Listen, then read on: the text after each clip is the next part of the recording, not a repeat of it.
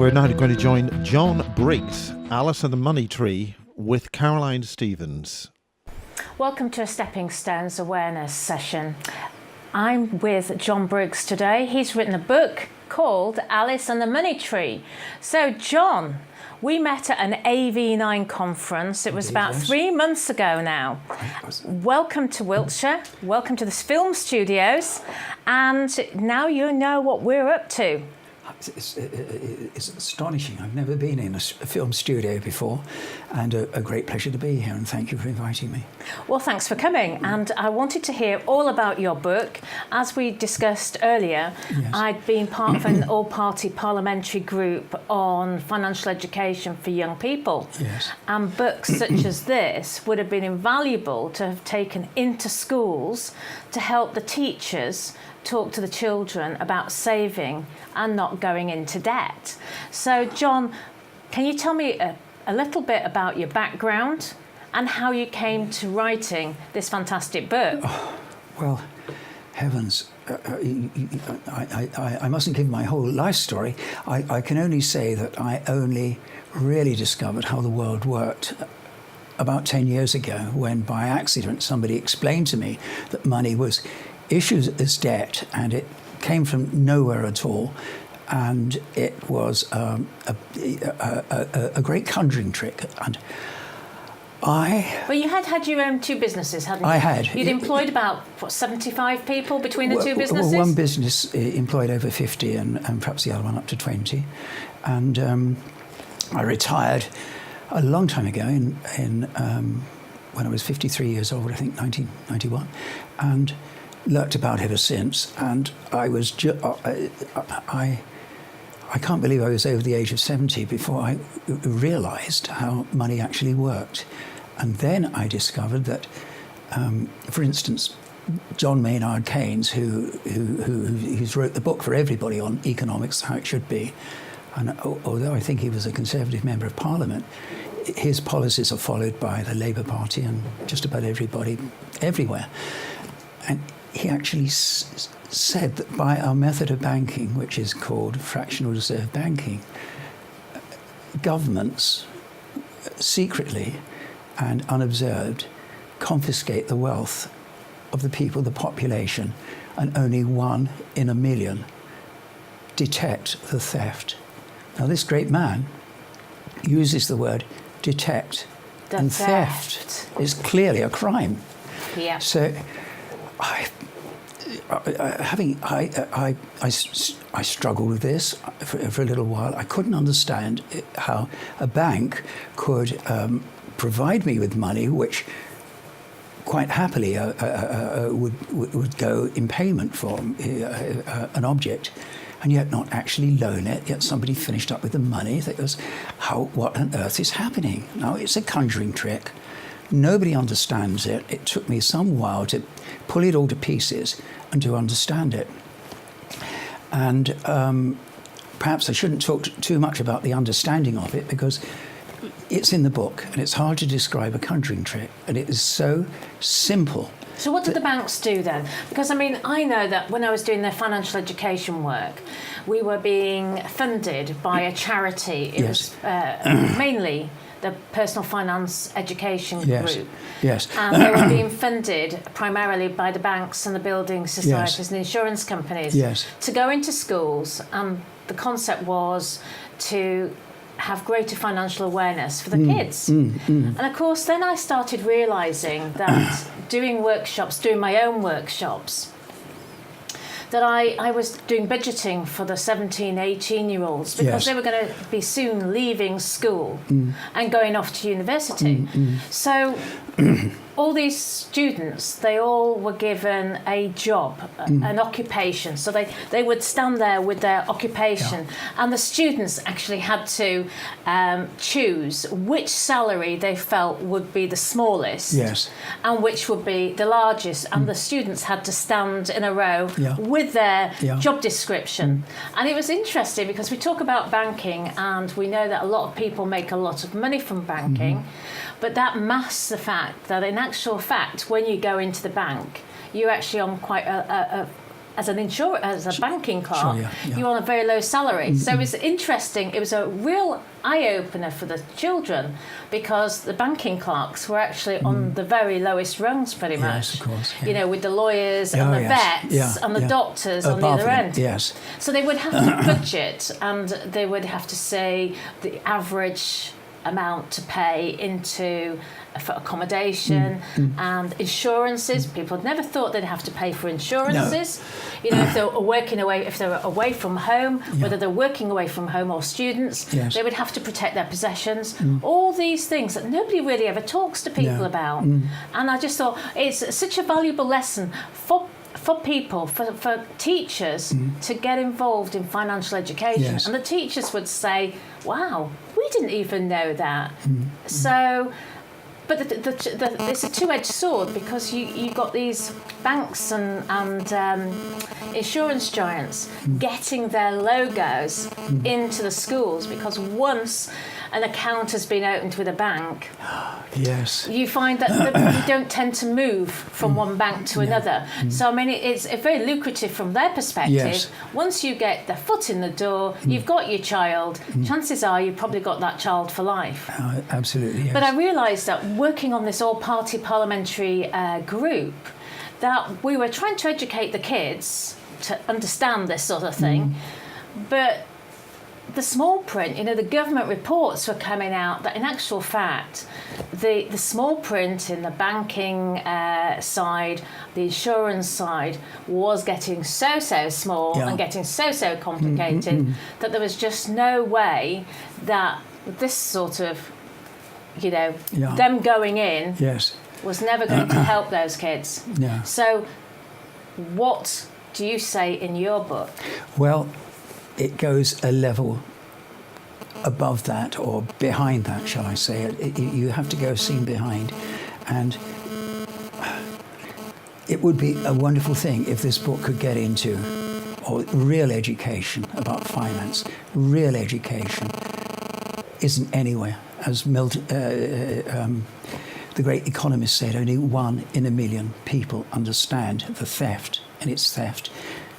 The purpose of this book is to be an easy aid for people to understand it, and more than that, to be able to reveal the truth to their friends. The truth is that when you go to borrow £200,000 from a bank to buy your house, the bank writes a cheque and it gives you £200,000. You pay this money to the builder of your house, and then you spend the rest of your life paying back the £200,000 2 or 3 times over. Now, you're happy after 30 years and you've retired and you have a house, but the bank has got perhaps the value of 2 houses, and this is the truth that cannot penetrate people. It's really hard to take it on because it's so extraordinary. They don't actually loan a penny. What they do is create brand new money. Now, if they're charging interest and they haven't loaned anything, this has to be fraud. This is the crime that Maynard Keynes is speaking of. Yeah. And the part of his quotation he neglected to reveal is governments confiscate the wealth of the people without the population detecting the theft. He neglected to say for whom they are taking the cash for. Who are they acting on behalf of? Well, I guess they're shareholders. The government are acting on behalf of the financial industry. Yeah. And I have to. Well, they lobby the government, don't they? Well, they more than lobby the government. Something that I've only just recently discovered is that in both houses of Parliament, in the Lords and in the Commons, there is the Speaker, and next to the Speaker is a chair, which is provided for. I think the correct name is reminder or some such phrase, and he is there to represent the City of London. What he does I don't know. What he's supposed to, I don't know if nobody's ever heard of him. You've heard of the Speaker of the House of Commons. No one's ever heard of this man, but he is there. I'm not sure what his function is, but he is representing the City of London. And in the way that... so what's the City of London? What's a guy representing the City of London doing next to the Speaker? You ask me, I don't know. It's not published, it's not written anywhere. It might be, but if it is, I do not know. But can I say, I'm not saying this in a very clear way, but if you read the book, I've tried to write it in an easy narrative so that people can easily understand this fraud, this scam. And is this is for both students, yes, school for students, everybody, and yes. adults? Yeah, absolutely so. It's also for people who are awake, and there aren't so many, to help them persuade friends to learn the truth. And it's very important for people to learn the truth because there are so many horrible crimes in the world that you have made us aware of in your film studio. The extraordinary amount of people who die from cancer when there are cures, the ghastly child abuse that you've revealed, and I've seen them on your... Well, I mean, people are going to have to... I mean, how are people going to say... Well, if none of these crimes can happen, and if the supply of money, their oxygen of money is cut off, you need money to create these ghastly crimes. And the main target, I believe, to challenge, you challenge all of these crimes if we reveal the money fraud to the whole population. It's a very hard thing to do because the people who run the money fraud run all of the communication systems, and we only have word of mouth and people like you that are providing this sort of information on the internet. We really don't have the coverage. A newspaper dare not print this, will not. It's never mentioned anywhere. Nowhere. Nobody's ever heard of the term fractional reserve banking. What is fractional reserve banking? Fractional reserve banking. For the benefit of everybody. Okay, well... it's the term that's used by banks. Banks claim that only one person in 10 will ever go to the bank at one time to withdraw their money. So therefore, they can loan out 9/10 of all the money which is deposited with them. This is complete rubbish because everybody's bank account is being used up. Your bank account, my bank account, all the money that comes into my bank every month is spent, and everybody's. So how on earth can you use it for more than one purpose or 9 more purposes? You can't. What they do is they pretend to bet. You go to the bank to borrow £200,000 to borrow the money to buy a house. They pretend to lend you the money. You believe they've lent you the money, but they haven't. What they've actually done is create brand new money. Now, the brand new money gets into circulation and it dilutes the other money which is already there, which is the cause of inflation. When I first went into a pub, a glass of beer was 7p in new money, 7p halfpenny. Now it's £4.50. And we're told to blame the greedy people who keep driving up the price of coal and want more money to be miners. What about the tax? Well, yeah. Surely tax. Well, most of the tax goes to pay a great chunk of everybody's tax goes to pay the interest on the money that the government borrow. But they don't, in the same way, borrow anything at all. The Treasury go to the Bank of England or to a central bank and say, we want to borrow umpty-dumpty trillions of pounds. The Bank of England write out a cheque for umpty-dumpty billions of pounds, but there's nothing in their checking account. The logic is that the cheque has value because it will represent the money which is on the IOU from the Treasury, which is based on the taxes which will come in. This is the logic they use with double entry bookkeeping. So huge amounts of money and interest are being hoovered out. And It's a hard thing to explain. It's a conjuring trick. If you go to the circus and you see a woman cut in half, you know it's a trick. And the production of money is exactly such a trick, and it's a very closely hidden secret. So we're looking at the International Bank of, what is it, the Bank of International Settlements? Well, that's the bank of all the international banks. It's like a great web which controls the whole world and enslaves the whole world with this financial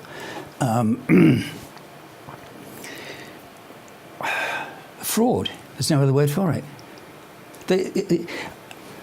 All of these people have got loads of money. They don't actually do anything. They don't make motor cars or sell people meals, but somehow they've got all the money. Yep. They have all the money, but they actually, frankly, they don't have a penny that they haven't stolen from us with trickery. And the proof of this is in 2008, when they hit the wall. I mean, we have to go cap in hand to the International Monetary Bank, and we always have to go to banks for money because we haven't got any money. We have to live in penury, and we have to cut our pensions and earn less and work for longer hours because we financially haven't got any money. But when the banks hit the wall in 2008, the only people who had the capability to stump up the cash and bail them out was us. Now that shows everything. They don't have any money. They just get it from us with trickery, with the system. It's difficult to explain, especially me. I feel a bit sort of nervous in the studio, but if you buy this book and read it, by the time you get to the end of it, I think you will. It's written in a very easy narrative, in stories and in verse. It's only 60 pages long, half of it is pictures, and I've tried to make it as accessible to everybody, really. Exactly, and simple to read and to interest them, because people like stories. They don't like people poking their, like I am with you, trying to explain something and to poke my finger in your chest and say. Well, if they read a story, for people to consider, because you've got, the statistics are now that 1 in 2 children by the age of 18 have actually gone into debt. Yeah. And of course, when they get encouraged to go to university, yeah. The average debt is £40,000-50,000. That's right. Yeah. After being away for 3 or 4 yes.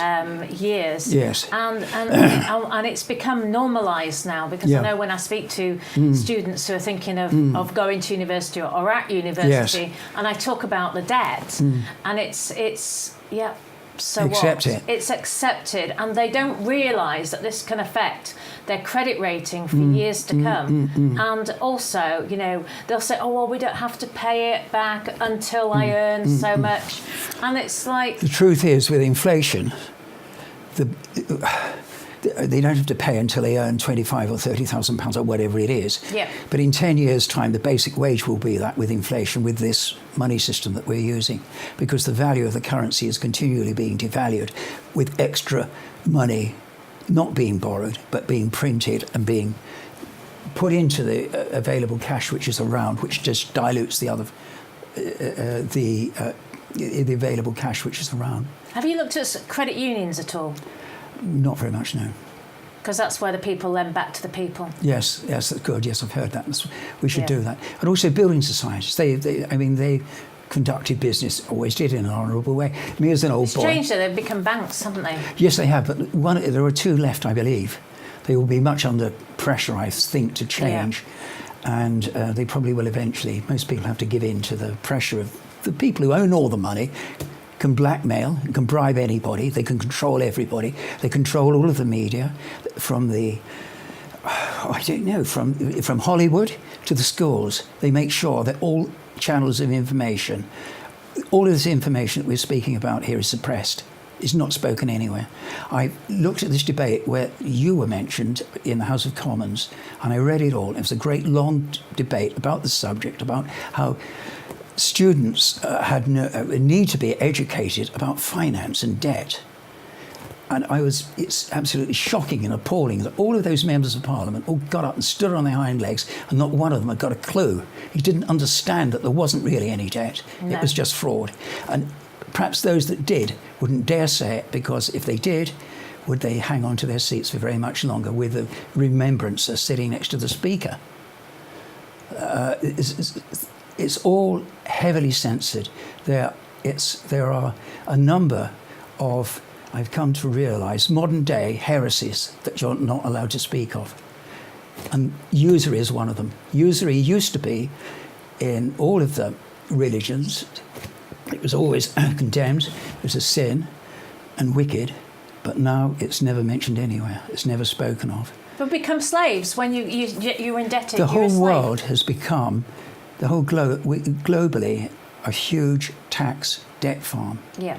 The government is borrowing money which doesn't exist. It has to be paid back with real money. By our children. Yeah. Yeah. And that's the... Yep.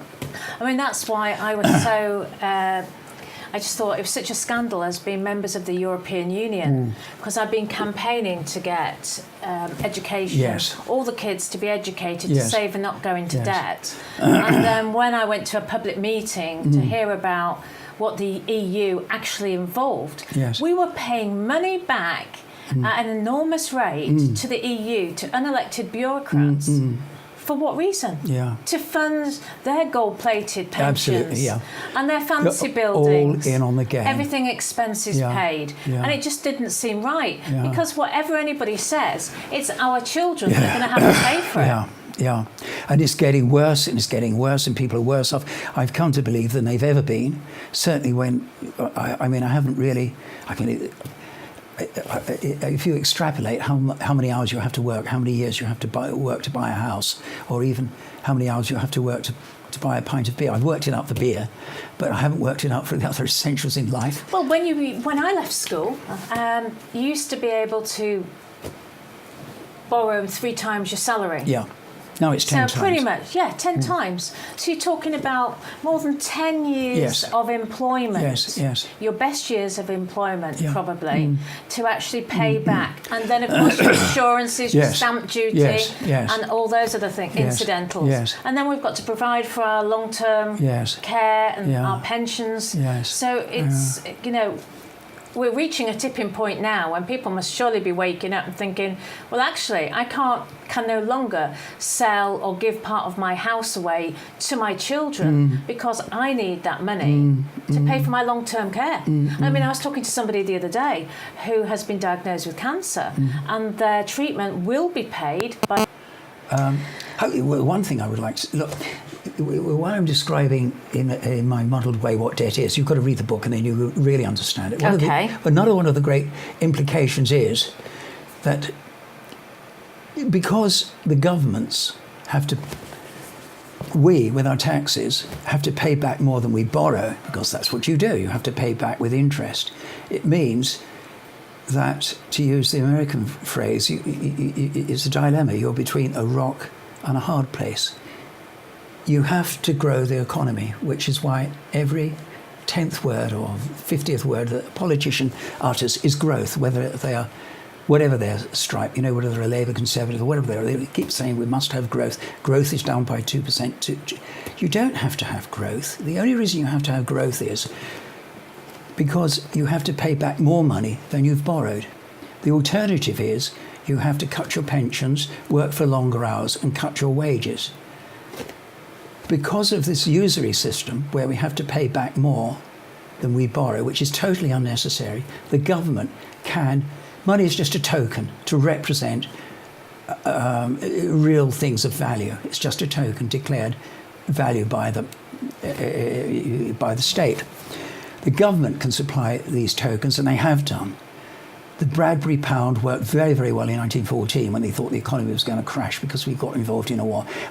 And these systems have been used throughout history. Of course, the New Chartist movement has got the Bradbury pound as one of their items on their agenda. Yes, the Treasury could issue these, could spend the money into circulation, pay for the NHS and the army and all the projects that they have to. They don't have to borrow it and pay these tokens back at interest and give these tokens back.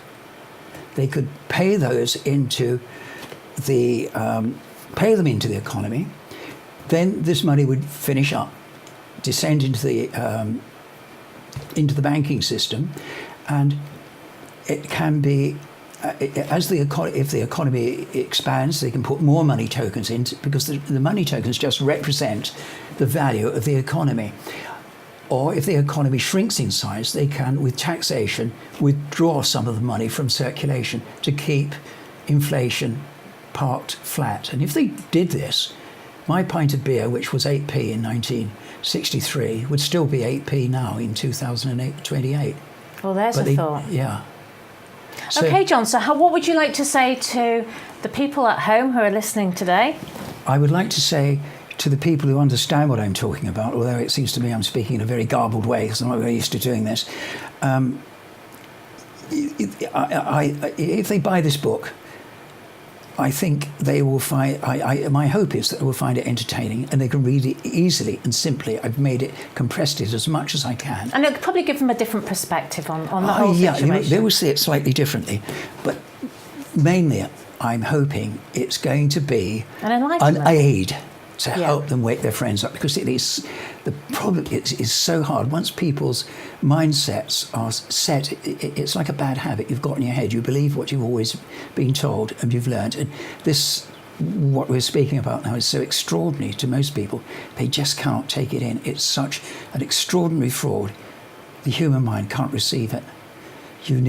So it would be a wonderful thing if this book could arrive in all of the school libraries all over the kingdom. Wouldn't it just? Well, I think there might be. I'm not sure if the authorities would ever allow the truth to emerge. Well, of course, a lot of the schools get a lot of funding from the EU in the back door, so they might not be too happy that this was going into their libraries.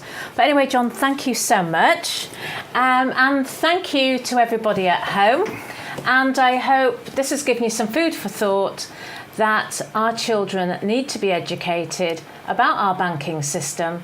This book will hopefully provide a springboard to that education, and hopefully they won't go into debt. Thank you for listening. Welcome and good night.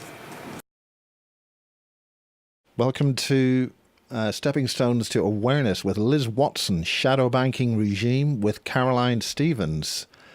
Microphones going hot. Welcome to a Stepping Stones for Awareness programme. I'm Caroline Stevens, and today I'm interviewing Liz Watson about the shadow banking regime. Now, Liz has a very interesting tale to tell. Liz is actually the daughter of a member of a bank staff, and Liz has also got her own banking tale to tell, a tale of woe, in fact. So, Liz, welcome to Wiltshire. Welcome to the Basis Project, Stepping Stones. And over to you. Please tell everybody at home your story and why they should be very afraid. Thank you. Yes, I want to basically give the main message that shadow banking is not being addressed by the Treasury.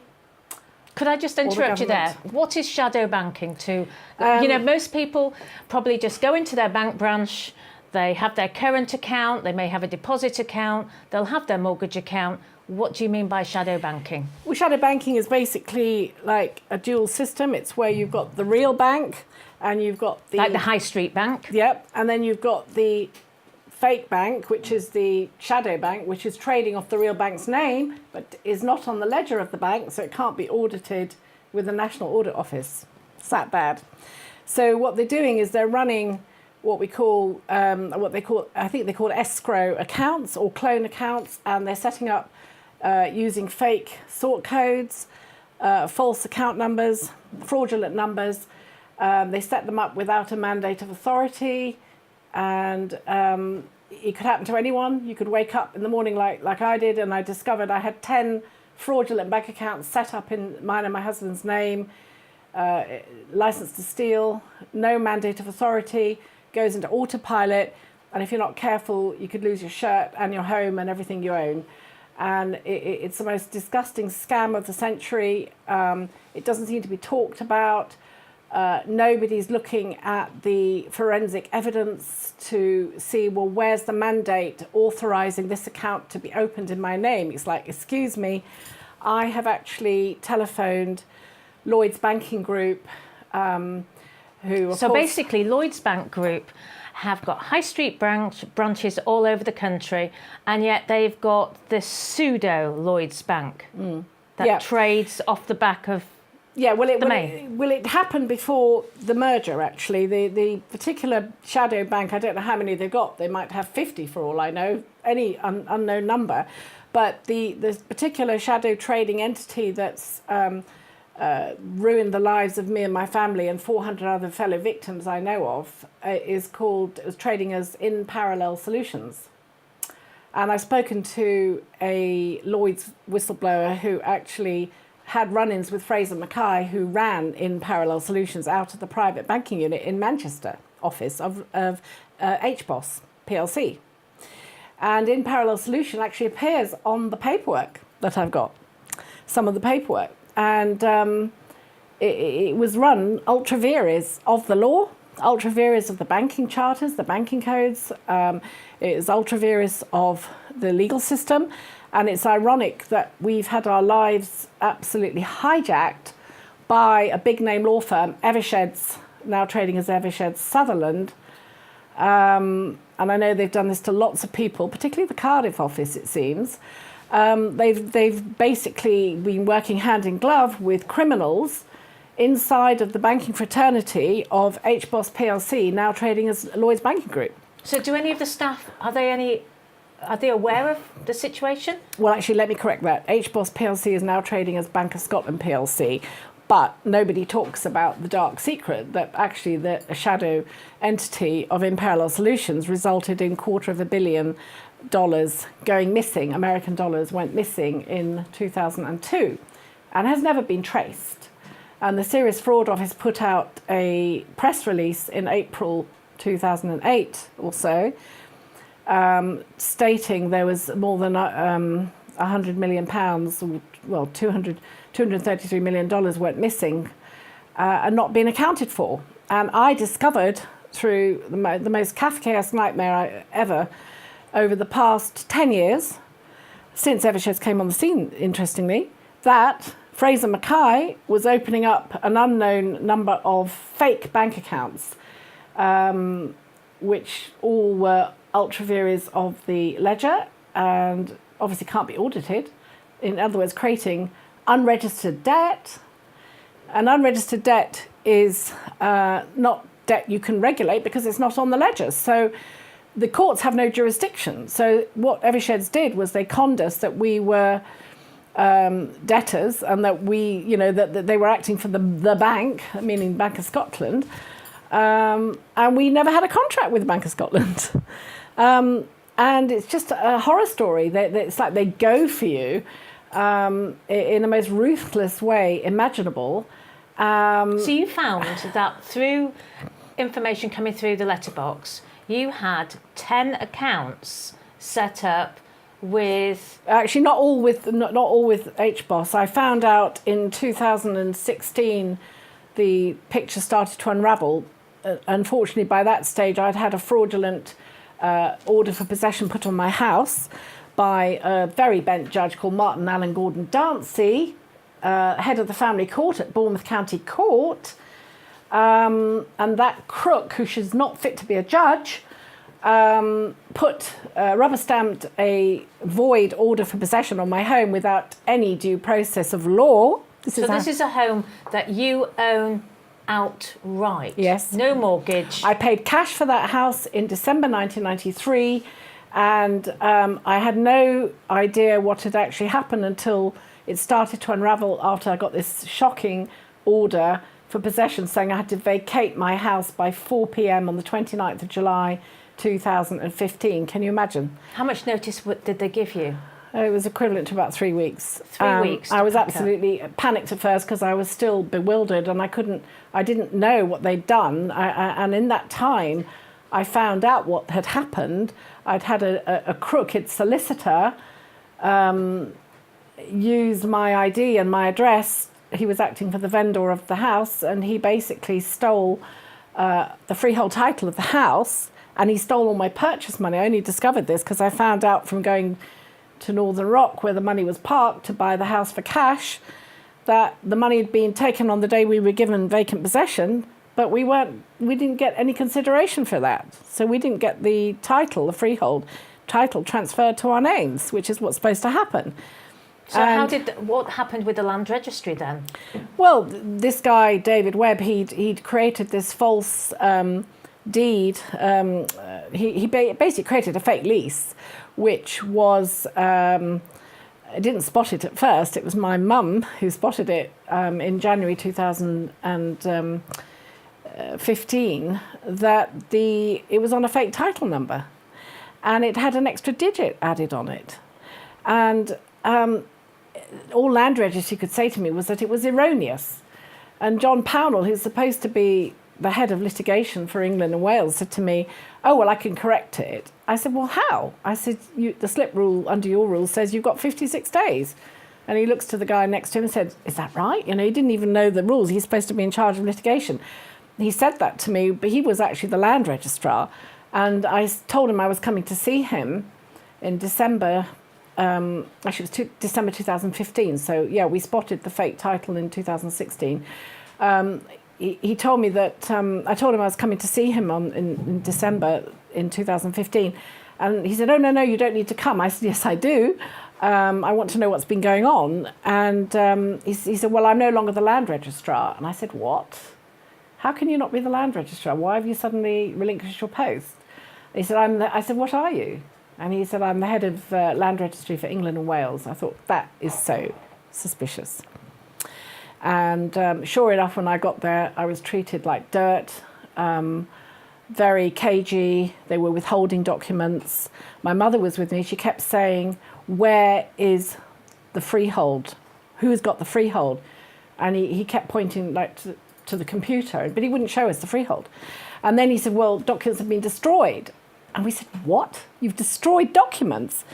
And I'm sorry to say this, but I think there's a big problem with land registry in England. I think there's a want of probity there.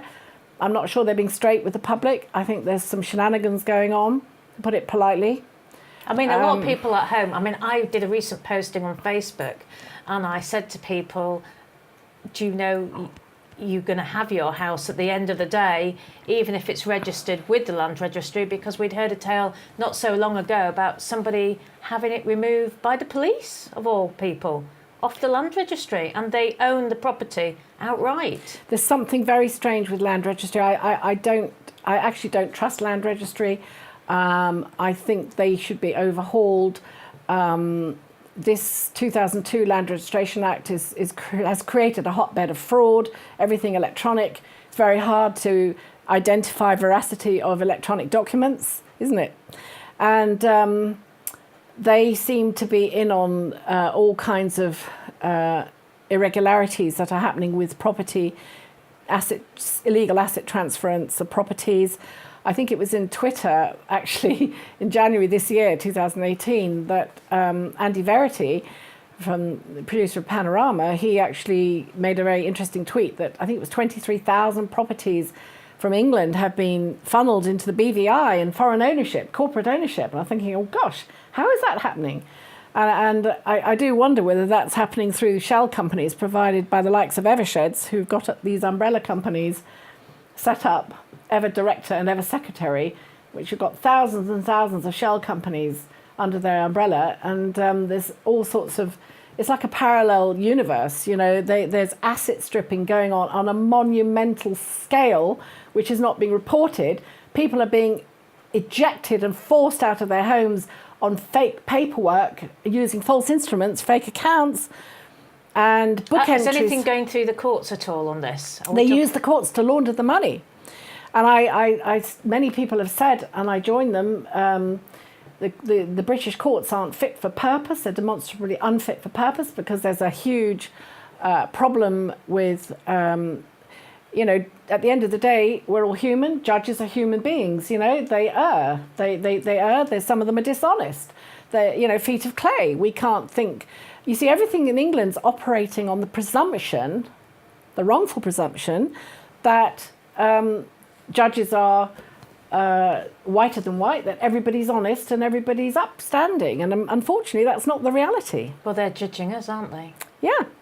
And unfortunately, it's been turned into a kind of dishonest gravy train in certain courts. And I think the higher up you go, the more you've got to watch your back, because There's some absolutely shocking stuff going on. So I think you've got some documents to show us, haven't you? Yeah, I'd like to show you how this horror started with... Is that document number 2?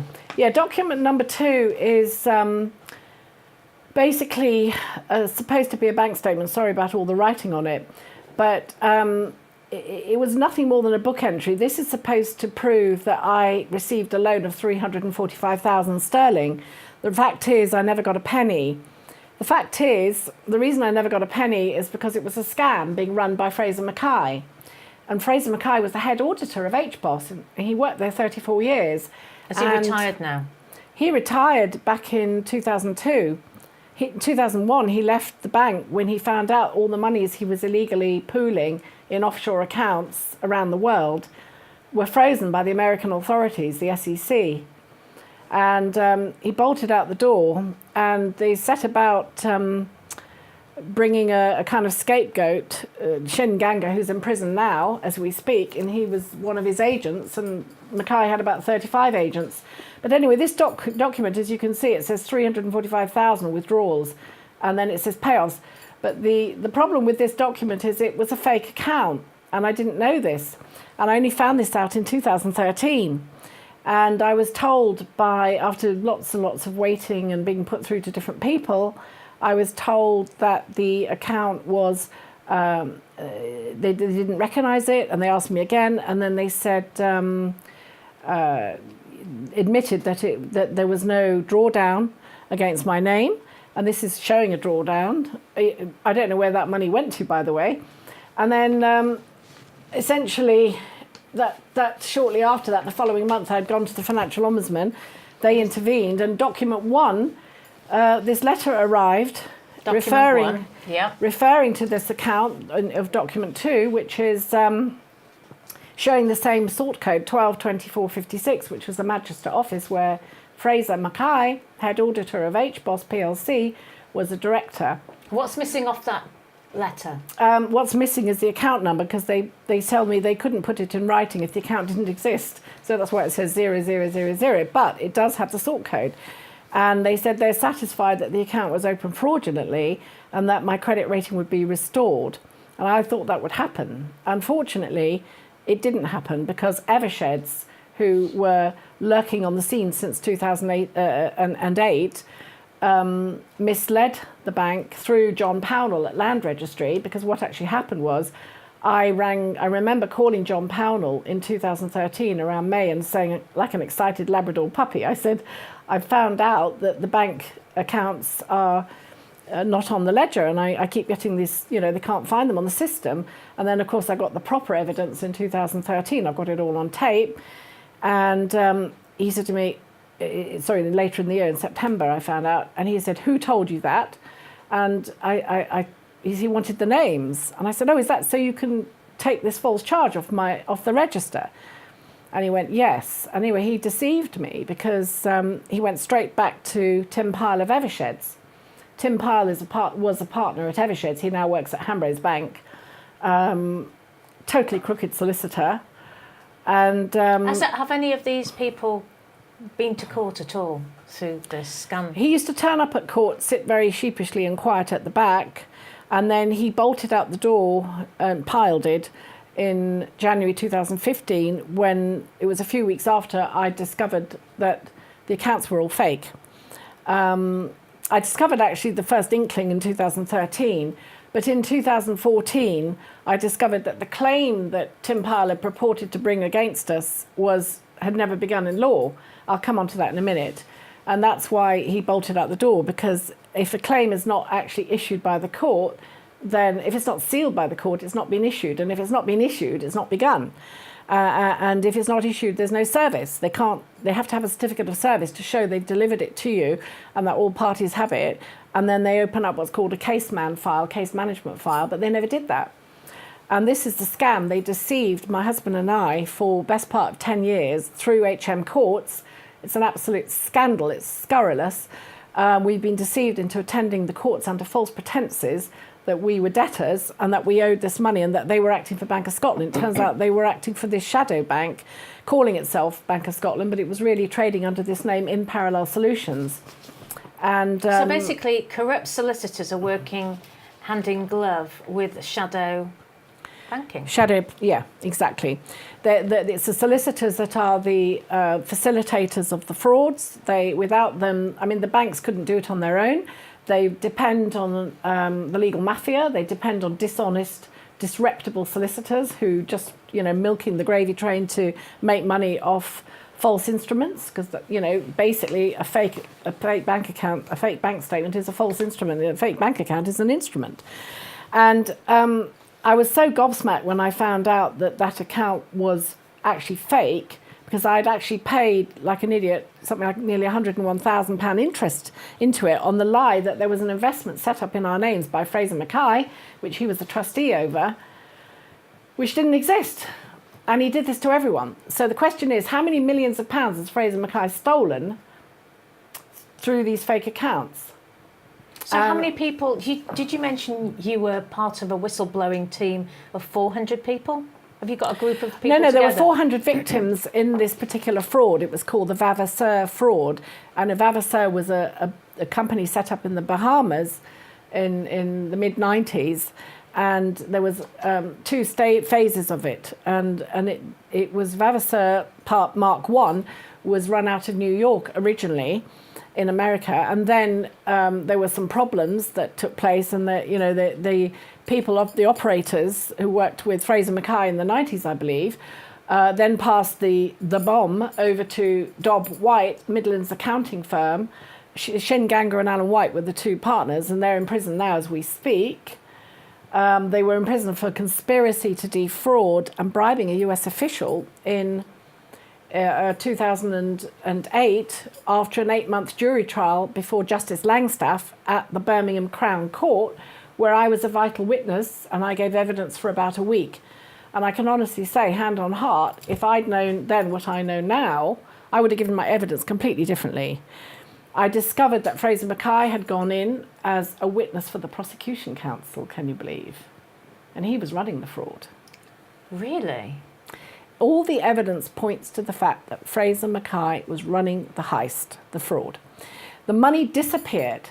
The SFO issued a press release in April 2008 saying that there's over $200 million still missing. It was routed through an umbrella company, which I found out was a Phoenix company in the Isle of Man, and behind that was the Planaway Investment Services, which they were running, and he was siphoning all the money into hedge funds and all kinds of places. Because I don't know if you know, once banks get their hands on the money and they do what they want with it, they create more money with the collateral, the seed capital, and they ended up stealing not just the uplift and the money they created, the fiat money. They leverage it. It's a fraction of what they create. So if they got £1 million tranche, they then create like 10 million, and then when they finish that cycle, they do the same thing again. But they also stole the seed capital. That's how greedy they were. So now, if anyone's wondering where bankers are getting all their bonuses from, this is how they do it. They're generating it from seed capital, from stolen money, basically. And the secret was that they got title of people's money, and it's against the Financial Service Markets Act 2000. I think it's Client Asset Security Rule 7.5, which states that any money sent offshore must be in the account holder's name, so that there's no money laundering. And of course, they weren't doing that. And the bank was not adhering to these rules. And of course, James Crosby, the CEO at the time, I found out to my horror, he had about 50 companies, a whole conglomerate of companies. I did a rough total. It was turning over billions of pounds a month. He had acquisition companies, merger companies, Crosby Homes, while he was CEO of HBOS. That's the man who was squirming before Andrew Tyree in 2009 from the Treasury Select Committee. And I think Andrew Tyree had to ask him about 7 times, were you reckless? I mean, total villainy. I mean, these corrupt bankers, and none of them are qualified. It's like, what? How can they not be qualified? He wasn't a Methodist minister as well, was he? Well, I heard that, Co-op, wasn't it? Andy Hornby, wasn't he I know one of them was a Barrow boy. I mean, they didn't really have any qualifications between them. And that played out in what how they ran this bank to the ground.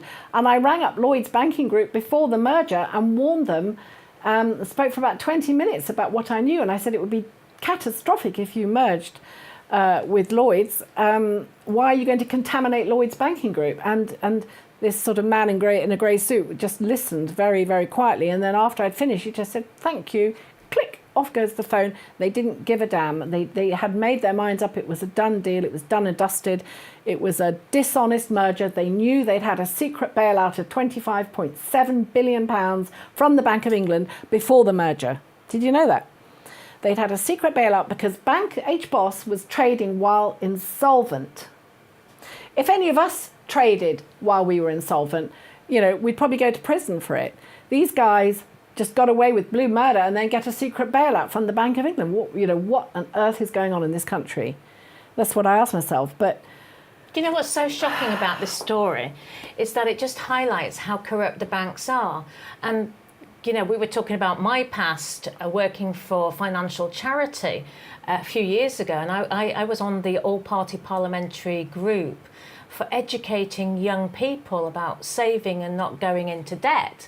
And you had all these big names, all these big banks and building societies, insurance companies. They were putting money in to a charity that helped to get the teachers and the kids educated. But they don't stand a chance. I mean, the kids of today do not stand a chance. The adults don't stand a chance of fighting this tyranny with the banks. It is tyranny. It's exactly that. It's tyranny, despotism, and it's sanctioned by government because the government is asleep at the wheel because it's not affecting them directly. They're making money off it for the professions. I think I read the Legal Services Commission are making the legal profession, the Law Society, I think they're making £28 billion profit a year. I think that was the figure. I read it in a white paper recently, but anyway, it's into the tens of billions. It's over £20 billion profit. And for them, it's just a gravy train. I guess they're making it by collecting fees from solicitors who are members. And then now, instead of the SRA, who I've had the most shocking run-in with, they're the most unbelievable fake regulators. They're supposed to be the Solicitors Regulatory Authority. Right. They've got this code of conduct. It's totally disingenuous. They ignore all their own codes. You should see some of the letters I've had. It is just so... it's such a wind-up. You just think, how dare they do this to us? These are their members, and I've got friends who've had the same problem, and they say, we're only here to protect our members. They're lying, they're deceiving the public that they're regulators. They're not. They're protecting the criminal acts of their members. Have you got some more documents for us? Yeah, I just want to quickly talk about these fake accounts. The Bank of Scotland actually opened up 6 fake accounts in my name. They started off with this one, the 122456 sort code, where they pretended they'd given us £345,000 by book entry. Have you ever heard of anybody being given a loan by a transfer on a piece of paper? This is theft by pen and paper. Fake accounts. They rely on this as the evidence, so-called. I should get the other document next time and show you the so-called ledger. It's not even legible. It's just a scramble of marks on a sheet of paper. And it was admitted as evidence by Martin Dancy to take my house. I said, would you have your house taken on that piece of paper? And Martin Dancy is? He was the Bent County Court judge who ordered repossession of my house without jurisdiction of the court. Now, this is the shocking thing. In late 2017, I went to a top Manchester law firm and found out, after all my papers had been scrutinised, that the claim had never started against us because the original claim for possession set up by Tim Pyle of Eversheds in 2008 was never sealed. So if the claim isn't sealed, then it hasn't started. It's not been issued, and there was no issuance, no service, and I didn't realise. And I spotted in 2014 there was no seal, but I didn't realise that no seal meant no issuance, and no issuance means no jurisdiction. And if there's no jurisdiction of the court, they can't come take your property. They haven't got the right to even get you in there. And that's why they have to have shadow courts. Because what's happened is, and I want the public to really get this, shadow banking has created shadow courts So because parallel courts now. Yeah, because a shadow bank is running a false debt created out of thin air on fake numbers in an account that's not on the ledger of the bank, so it's not audited. It's ultra vires outside the system. Therefore, it's not regulated, and if it's not regulated, it's not registered, and if it's not registered, no one's got any remit of it. So the Financial Ombudsman actually has got no remit over unregulated debt. And this is the scam. So who runs these parallel courts then? Well, they're happening inside HM courts. And I guarantee it's true. I've noticed what the other people have had the same thing. They turn up and they see this case number, which there's no case management files for. They see the parties. And I saw there were 2 listings, 2 different rooms on the 30th of June 2015 when all this scam happened. Same parties, same case number, same day, same time, but 2 different courtrooms. I went into the shadow court before Martin Dancy. He kept us waiting 4 hours. I had about 12 people with me, eyewitnesses, because I knew that it was all unlawful. And he obviously realised he had a bit of a problem, so he wanted to use up the time, so he didn't show his face. And eventually we went in at about after 2:15 in the afternoon. And I said to the man sitting at the front I didn't recognise, and I said to this barrister, Paul Mitchell, at the time working at Hailsham Chambers, he's now at 4 New Square, total crook. He's got risen to QC status. I said to him, who's this man? And he said, that's David Webb. I said, oh, you're David Webb, the man who kept pretending to be my solicitor. And putting the phone down on me. No, David Webb was the solicitor who stole my purchase money, I discovered. Right. And he stole it behind the scenes from Northern Rock by getting the passbook and using an accomplice to collect the passbook from me on the 3rd of December 1993. And I've actually got a fake cash statement that was given, which I didn't study at the time because I was bathing my baby, and it was quite late in the, it was very late afternoon. It was early evening, and I was distracted, and that's obviously why they did it then. And he said, there's a contract race on the house you're wanting to buy. I need to show them that you're a cash buyer. Have you got a passbook? And I said, oh, yes. I showed him the passbook. He said, oh, can I borrow it? I'll bring it back. I never actually got it back. And I didn't think of the passbook as being cash, which is, where was my head? I don't know where my head was in those days, but that was a crazy thing to have done, is give him my passbook. But anyway, that's how they emptied my passbook, paid off 3 debts of the vendor of my house on the day we were given vacant possession. And the rest is history. We were deceived that we acquired this house, and they told us, they didn't give us the papers. They said, oh, the completion statement and the paperwork will follow in the new year. It's not ready yet. And I thought, oh, okay. We were in 9 days before Christmas. I can remember chasing it a few times, but I didn't rumble that there was a huge fraud in progress. And this is how they did it. So David Webb was the solicitor behind the scenes acting for the vendor who basically stole all my money from Northern Rock. And he only found this out in 2016. And Northern Rock sent me an email. Jane Angardia, now trading as Virgin Money, said, we can't account for that money. We know we didn't have your signature. This is what's happening. A major bank like Northern Rock can't account for the money that went out. £203,000 taken out of that account. Did they think you were not going to notice? I thought I wasn't going to notice. They actually took out 185,000 initially, because in 3 tranches.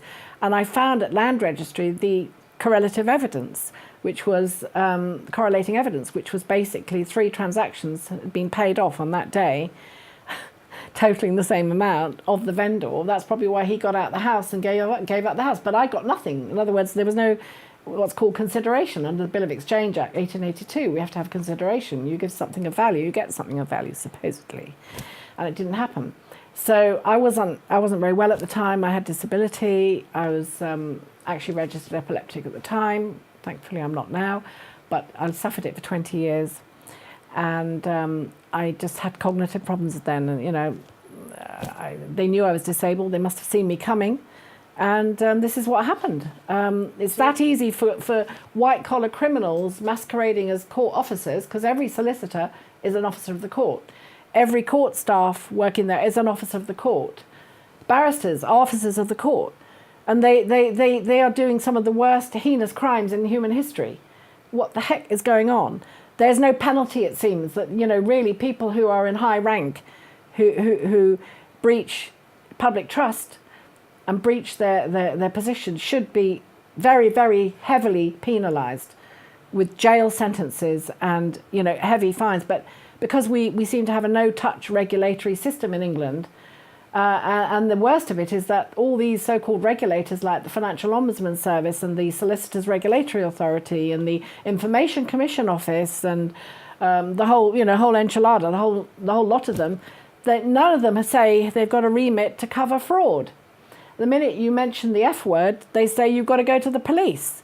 Now, what do we do when the police don't police? Well, they're not equipped, though, are they? They don't have always the expertise, do they?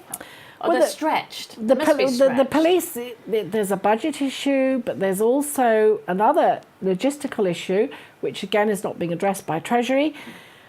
And a number of people, I'm sure, will come forward, and I invite you to come forward if you're witness to this. But I've heard that police are getting easy loans, free loans they wouldn't otherwise be entitled to, from the major banks who are using these shadow accounts to buy favours from the police to keep quiet. And if you think about it, it's kind of stands to reason, because it's like they're thinking about their retirement. I wonder how many slush funds exist with the police. I'm sorry to say it, but I'm disgusted with Britain's policing. It is so corrupt.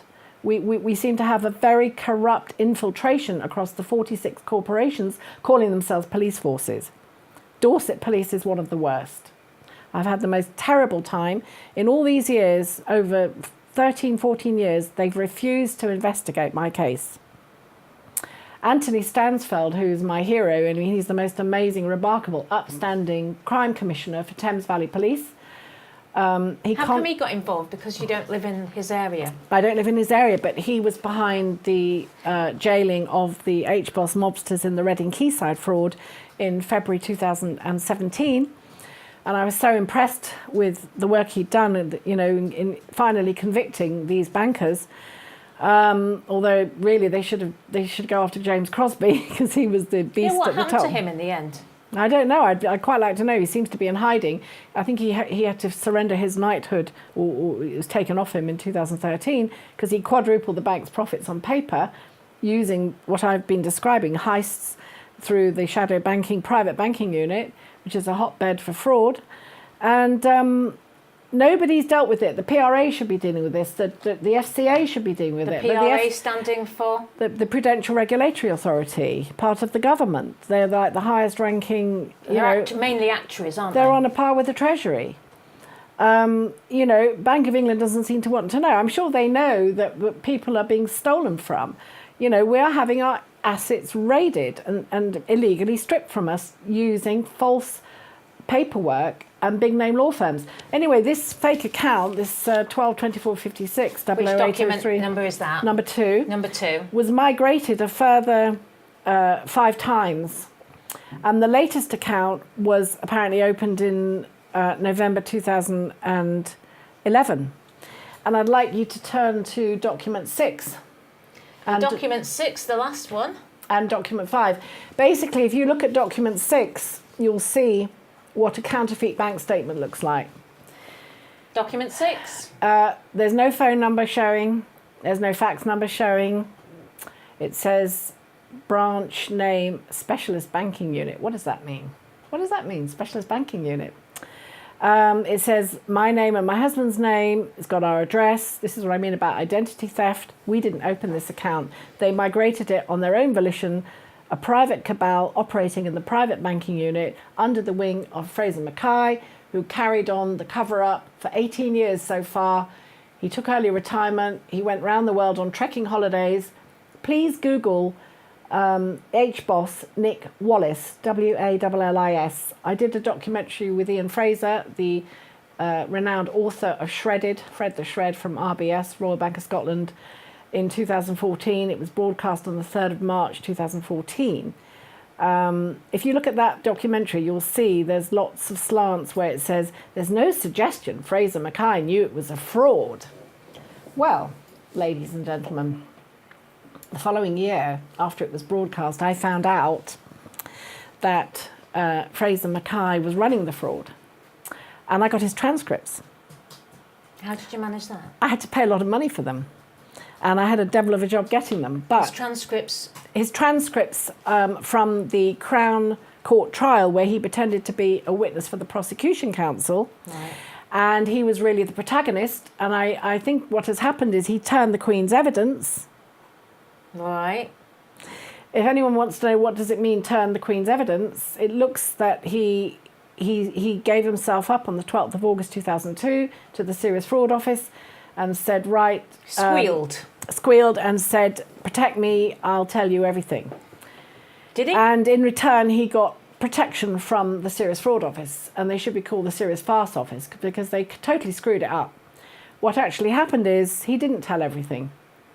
He withheld the fact that he'd been opening and running fake accounts, and he set up an unknown number of shadow accounts in people's names, including 6 in our name and 2 in my sister's name. And he basically was charging interest to dozens of clients, victim clients. He turned the clients into victims, charging interest on these loans that weren't on the ledger of the bank.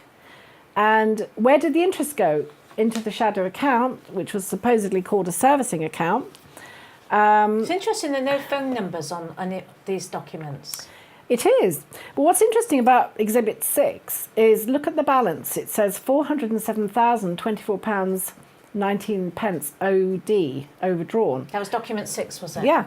Yeah. Can you imagine getting that in the post in your name and you never even opened that account? You've never seen it in your life and you think, what the heck's this?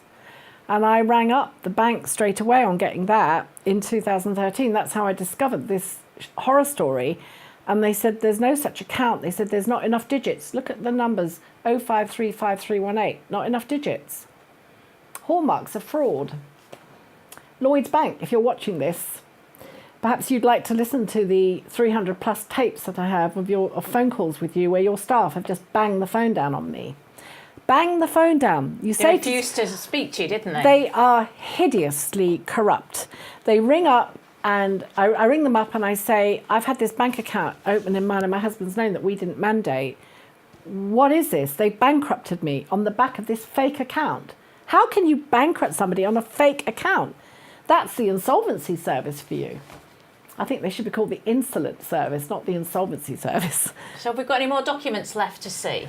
Well, I can bring them, but we thought we should limit them because the timing for this. But the fact is, this is the account they've used to brand my husband and I bankrupt. We're not bankrupt. We're not insolvent. That was done through a shadow court, driven by Richard Pitt, who is the successor to Timothy Pyle. Richard Pitt is currently practicing as a partner in the Cardiff office. They seem to get all the toxic banking waste. They pick up, fake instruments off the financial scrap heap. Is this HBOS? This is Eversheds. Eversheds are pursuing victims for alleged debts which are based on false instruments, fake accounts, which don't exist, and the people have never had a penny. We've never had a penny from Bank of Scotland. How come they were trying to take my house? I was forced into entering an appeal process knowing that there was no court seal, document 3. The court actually confirmed. They said it's noted that they did not have a court seal. Having confirmed that, the court should have struck it out straight away under their own civil procedure rules. They've got a mandatory duty. If a claim's never been sealed by the court, the only way they can get around it is within getting sanction under CPR 3. That's document 3, CPR 3.9, but it requires a process they have to go through, like a mini trial under CPR 3.10, and that never happened. So that the fraudulent order from Martin Dancy failed to take into account there was no protocol followed under CPR 3.10. And as a High Court Judge Edith said in July 2015, the court has to have jurisdiction in the first place. They never had jurisdiction because they never issued the claim, so it never started in law. Without jurisdiction, all of the orders they've written in the past 10 years are void. Nullity. Did not bear a seal. Yeah, they're all void orders. People need to check that, don't they, when they go to court? They have to check not just that the seal is there, they have to ask for the case management electronic files, and if they haven't got the case man files, and if they haven't got the the proof of the forensic proof of the actual audited debt. I mean, as I say, this was the 5th migration, but they have to put it through a financial channel, and they've obviously, the bank told me in 2013 this was somebody else's debt, Gavin and Eileen Stewart, and they said that it had been migrated in error just after the merger in 2011. That was what they told me, and that they'd restore my position and put it right. And Eversheds intercepted and stopped that happening. That's a firm of solicitors perverting the course of justice to protect criminals inside of HBOS PLC, now trading as Lloyds Banking Group. So today, to wrap this story up, where are you with this case now? I'd like to just mention Exhibit 4. I won 3 times. This is before I realised it was all a hoax, that the proceedings were a nullity. And this was from Sir Richard Buxton, who used to be the head of the Queen's Bench. And you can see that he says in the highlighted section that the notoriety in banking circles of Dobb White, that was the 2 accountants that are still in jail. The interesting thing about Shin Ganga and Alan White is they were agents of Fraser Mackay.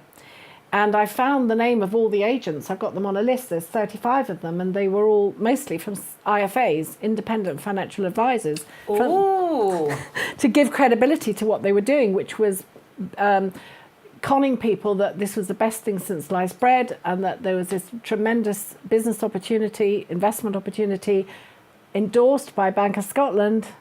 This is how they missold it, that it was basically had the backing of James Crosby at board level.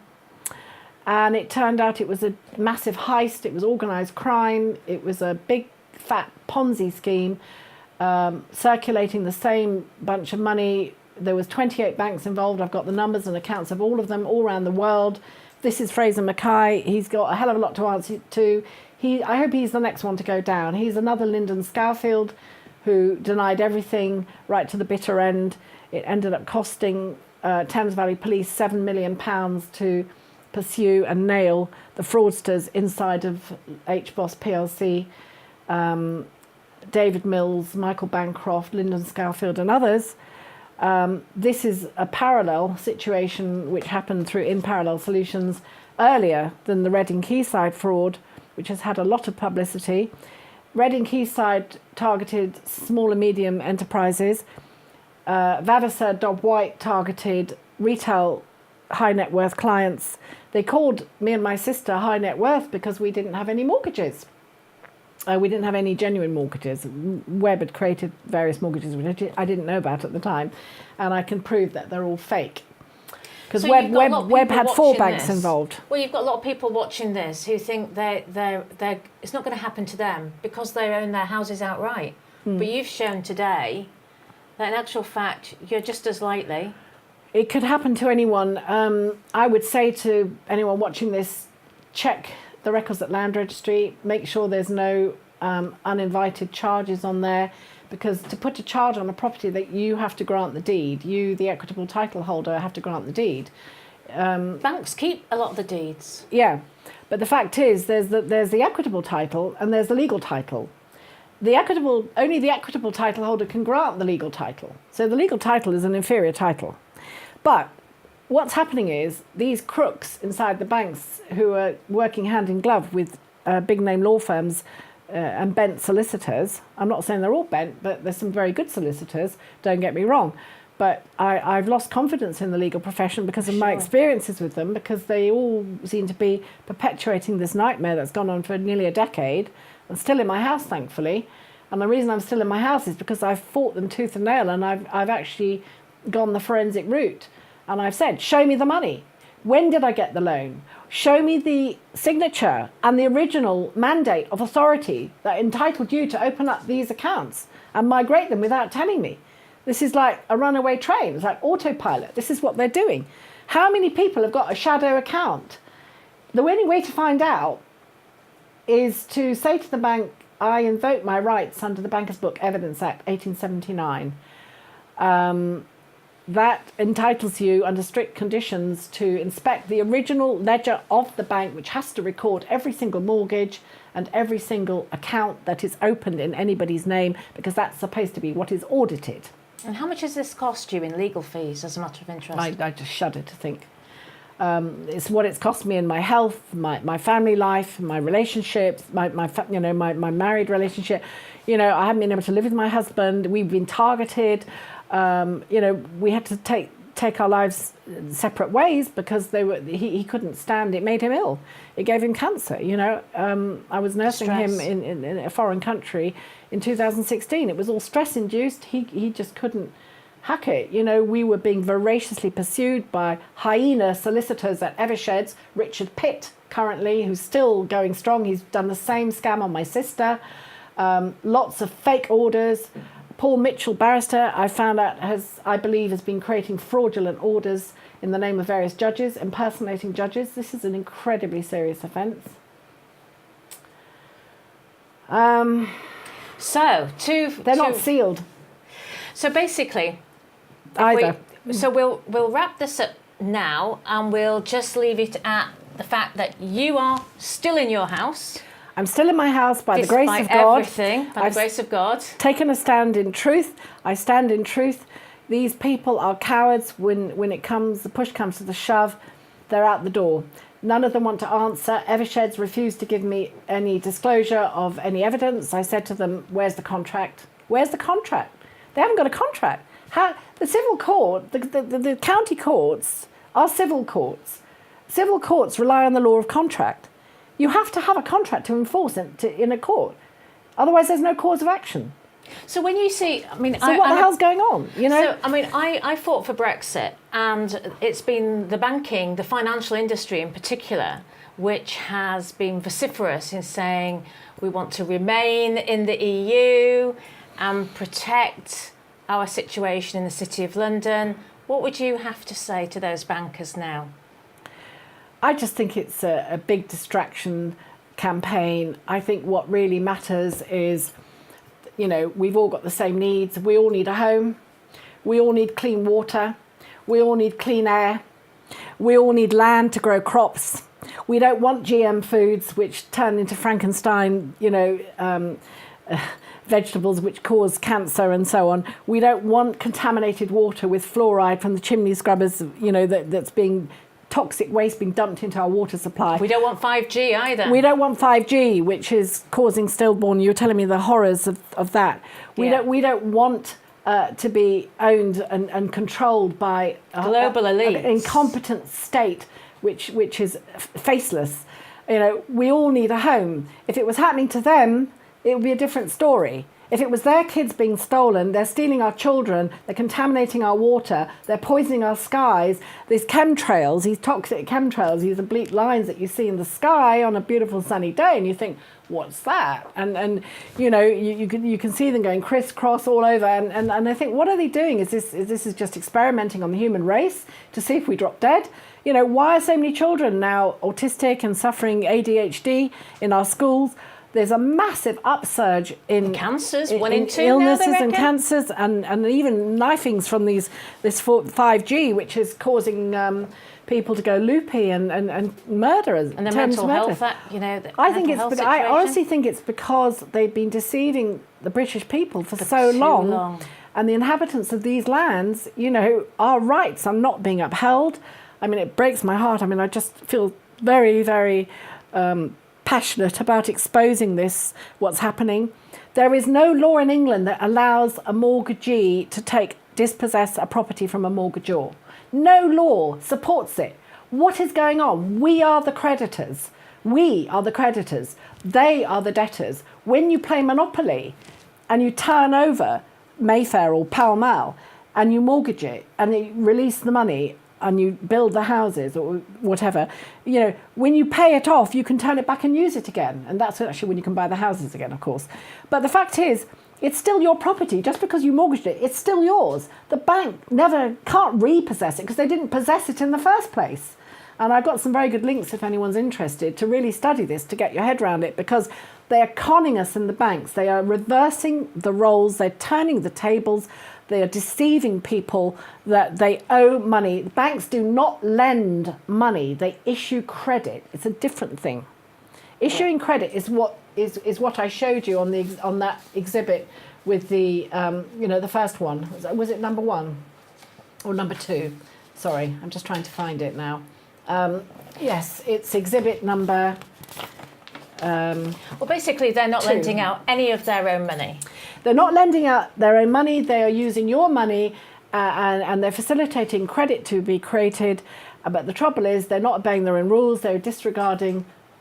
Are we off? They're disregarding the Law of Property Act, miscellaneous provisions, 1989, and they're just departing from the laws that are meant to protect us. Right. To summarise then, so to the audience at home, thank you for listening. I hope you found this story thought-provoking. Check your documents with the Land Registry. We know it's all going digitised. Check that your solicitor is not trying to defraud you. Check your bank, check you're not being involved in this parallel shadow banking system. And a message to the government. We're out to get you. You cannot hold you to account. We're going to hold you to account. And I would urge everybody who's watching this today to write to their MP, make their lives difficult, clog up their inboxes, because we're coming for you next. Thank you, Liz. Lovely to meet you. I'm sure we're going to have another chat. Yes, very shortly. Thank you very much. It's thank you. And thank you all to you at home. This was another Stepping Stones interview to awareness, and I hope you've enjoyed listening. Thank you and good night.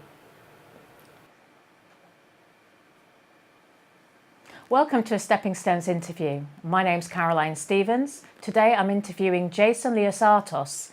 We're looking at awakening to our power. Welcome, Jason. Thank you so much for coming to see us today. So this time with Brexit, it was like the people have finally got a chance to give their opinion, say what they want. Because normally they don't. Let's be honest about it. Things are just done without them having an option. And that was a real key thing for me. It was like a smelling salts for the people. And of course, they're just kicking the can down the road at the moment. But for me, that doesn't matter. The fact of the matter is, actually, I'm glad they're kicking the can down the road, because now it's shining a light on the fact that they're not really working with the people. They're just thinking of their own interests. The people spoke, and they're not doing anything at the moment. But it's a great time, Caroline. It's a wonderful, exciting time for humanity now, and a very daunting time for humanity. Where I just wrote it down, it's the first chapter in my book.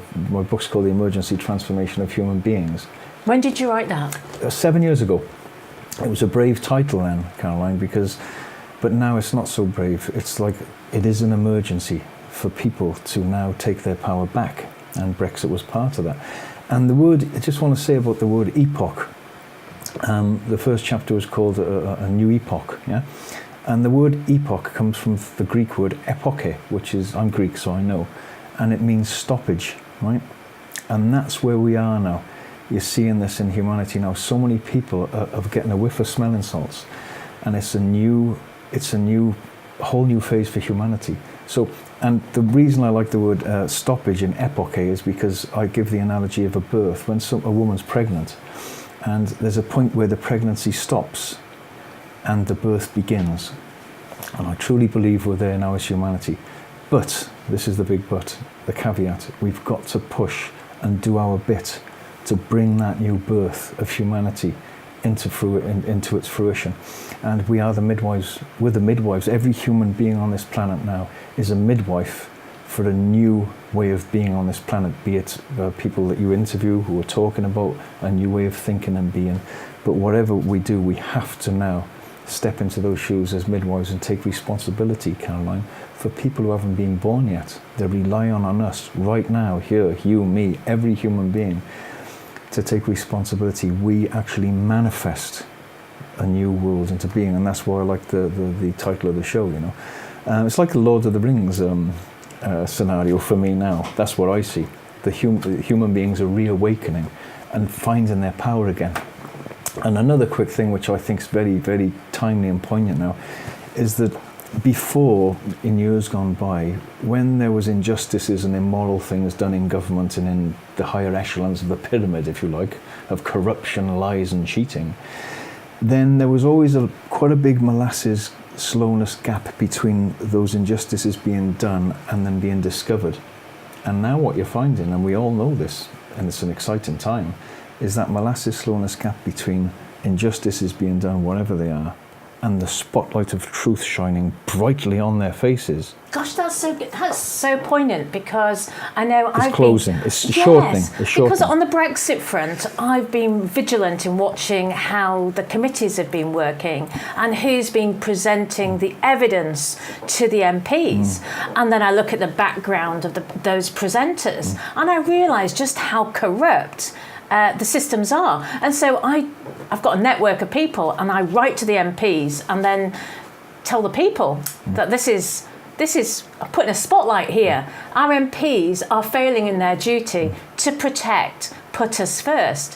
Why I ever thought they did put us first, as you say, in years gone by, we never seemed to have a central focus. We just used to meander through life and just accept everything that was given to us. Now we're not accepting anymore, are we?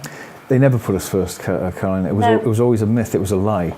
And the truth is now that people are realising that the smelling salts is under humanity's nose, and it's like an amnesia. The amnesia is lifting now. One of my talks is called Magicians with Amnesia.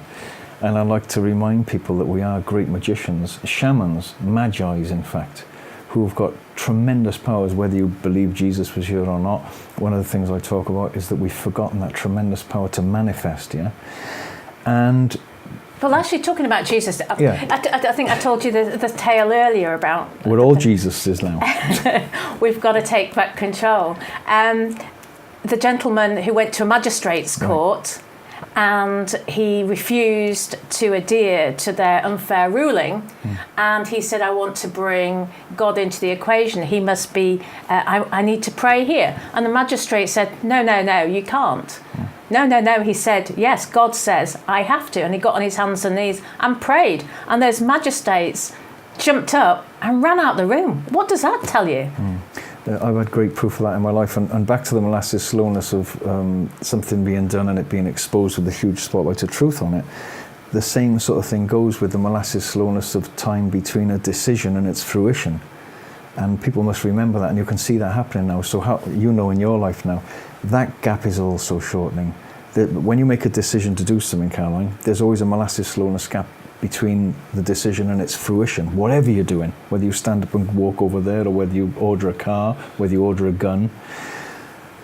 That molasses slowness time lag, is human's protection against itself.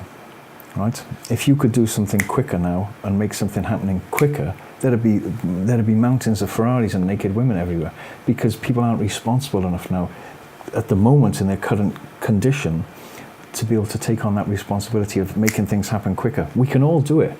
I prove it in my life all the time. You know, you're doing it all the time. You know, boom, boom. You think of someone, it's done. Boom, boom.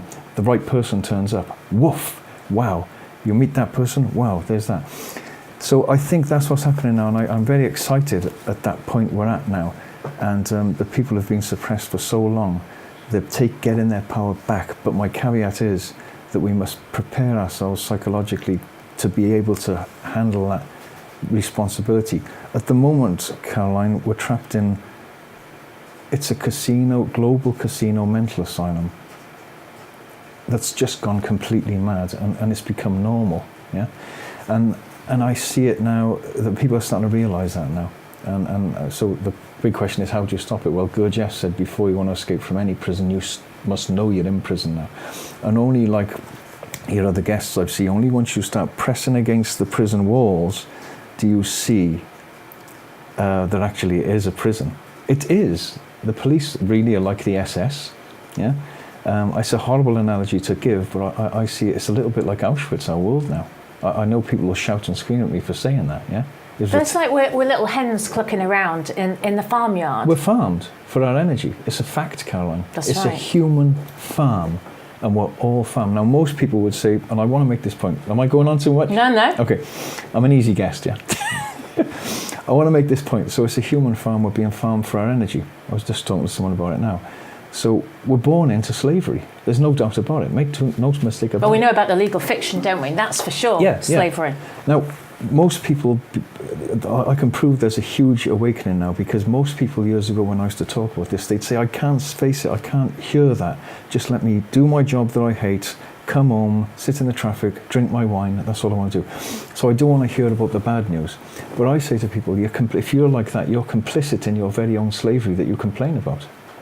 That's why I come back to the worm of the midwives now of the future.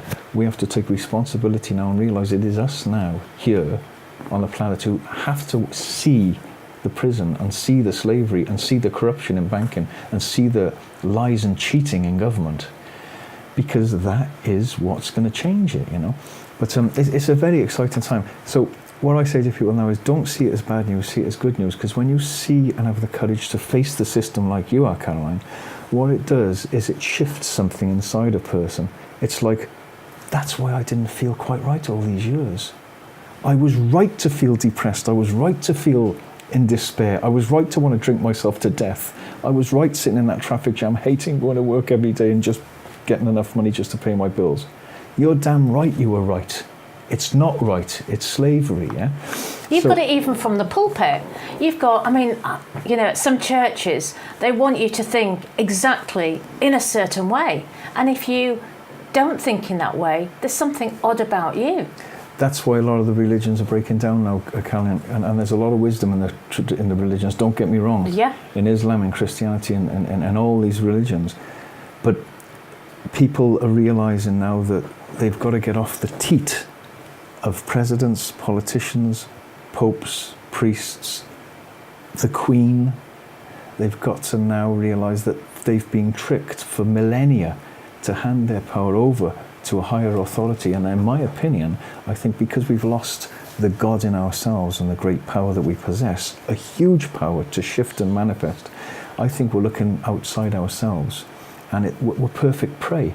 We're born, they easily enslave us because we're looking for someone to tell us what to do. We all want to be spoon-fed. Please tell me what to do. And we have that herd mentality, don't we? We do. We don't want to stand out from the crowd necessarily. No. Well, some of us do, but not everybody wants to do that. No, they just want a quiet life, don't they? Yeah, and fear, Caroline, this system's based on fear. Yeah. That's what it is. And fear is terribly paralytic to consciousness and development. Yeah. So you talk about consciousness. Okay, consciousness. My main concern in the world at the moment, we're talking about awakening here, and I always put a caveat in and say, look, don't put me on a pedestal and say I think I'm awakened. Speak to my wife, you know, if you think I'm this guy who's got it all worked out. No, I'm not. I'm a fallible human being. But our consciousness has been choked off very early on in our lives, and fear is paralytic to development, psychological and psychic development, our wonderful skills that we've got, telepathy, all these things, contact with other realms of existence, which I know is possible. This happens to me. So when we're talking about consciousness, it's been purposely choked and dulled. What's the last thing you would want if you were corrupt governments or evil? You wouldn't want people thinking outside the box, would you? That's the last thing you'd want, is for people to not even wake up. You'd keep them asleep, you'd sedate them like a spider. And you divide them, don't you? You put coloured rosettes on them so they can fight out amongst themselves. Yeah. It's perfect, honestly. Yeah. I keep saying to people now, there's an urgency. My book's called The Emergency Transformation of Human Beings. It's an emergency now that we drop the labels. Yeah. I was with my father last year when he died. You know, it was a very sad time, but I remember him saying how beautiful everything was. But when you get closer to death, all your identities are stripped away. Your name, your colour, your religion, your flag, your divisions. There's no borders from space, Caroline. So we're easy prey. We're divided and conquered. And I have to say to people, your old traditions are beautiful, you know. But if we want to move forward as humanity and be free, we have to drop everything. We have to drop all the religions that we because look, the Quran, the Bible, and all these things, they're great wisdom. They are wonderful roadmaps to get you back towards being in contact with something beautiful and powerful. But they are just theology. They're the theology. They're the words. They're the intellectual overlay. Real religion is experiential. So that's why I say when people are going to die almost, then everything's stripped away from them. And they find they re-tap into that consciousness, that beautiful, which they were looking for all their lives desperately, which had been robbed from them from when they were children going to school. We get robbed. We have been spiritually robbed. Well, you have to conform so much, don't you? I mean, when you start off life, you think that your child is going to have these aspirations, but in actual fact, when they go to school, teachers want the kids to conform. People, when they get to work, the employer wants their employees to conform. And if you stand out of line, if you whistle blow, that's your chances blown. That's your chances blown. And that's another point, a very quick point, Karen, because I think it's what you're saying, you've just reminded me of something.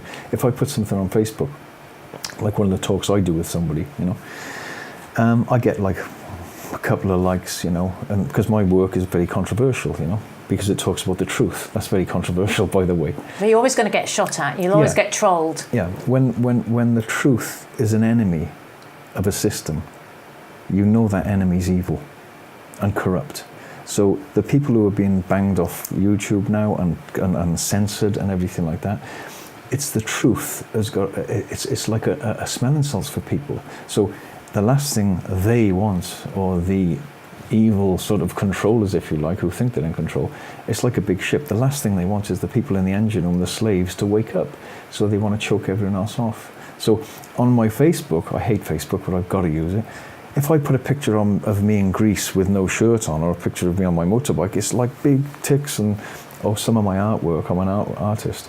All these ticks. Oh, Jason is fantastic. I put an interview with me and a guest like David Icke on there, or Paul Craig Roberts, who was in the Treasury with Ronald Reagan, who was actually shining a bright light saying, this is hell and evil, corruption by these nutcases, these psychopaths in government, right? No ticks, nothing. Maybe the odd one. And I'll tell you one of the reasons why, Caroline. It's come to me recently. When you go for a job, or you go for an interview, or in your current employment, often your boss or your employer will be checking what you look at. More fear. So people are so controlled by fear. So people are terrified to even let their employers or a future employer know what they're looking at, and that they're looking at the truth, because that seemed to be controversial. You know, look at Malcolm X, Martin Luther King, Gandhi, all these beautiful, wonderful people that were speaking about the truth. Yeah, they all got killed. Yeah, and they were all seen to be terrorists. We're terrorists, Caroline. That's what we are now. We are, under the definition. We're terrorists, and so it's a beautiful time. Back to the awakening and consciousness. I think people now, it's like there's really is an awakening. I'm speaking to people all the time, and that's about education, isn't it? Yeah. Because they're starting to ask questions, and then we need to be there to help them sort of talk about their thoughts, their perspective. And what if? It's like 5G. Up until a couple of months ago, I knew nothing about 5G. And people said, why don't you talk about it? I said, I can't talk about anything unless I know something about it. And so talking to people like Mark Steele.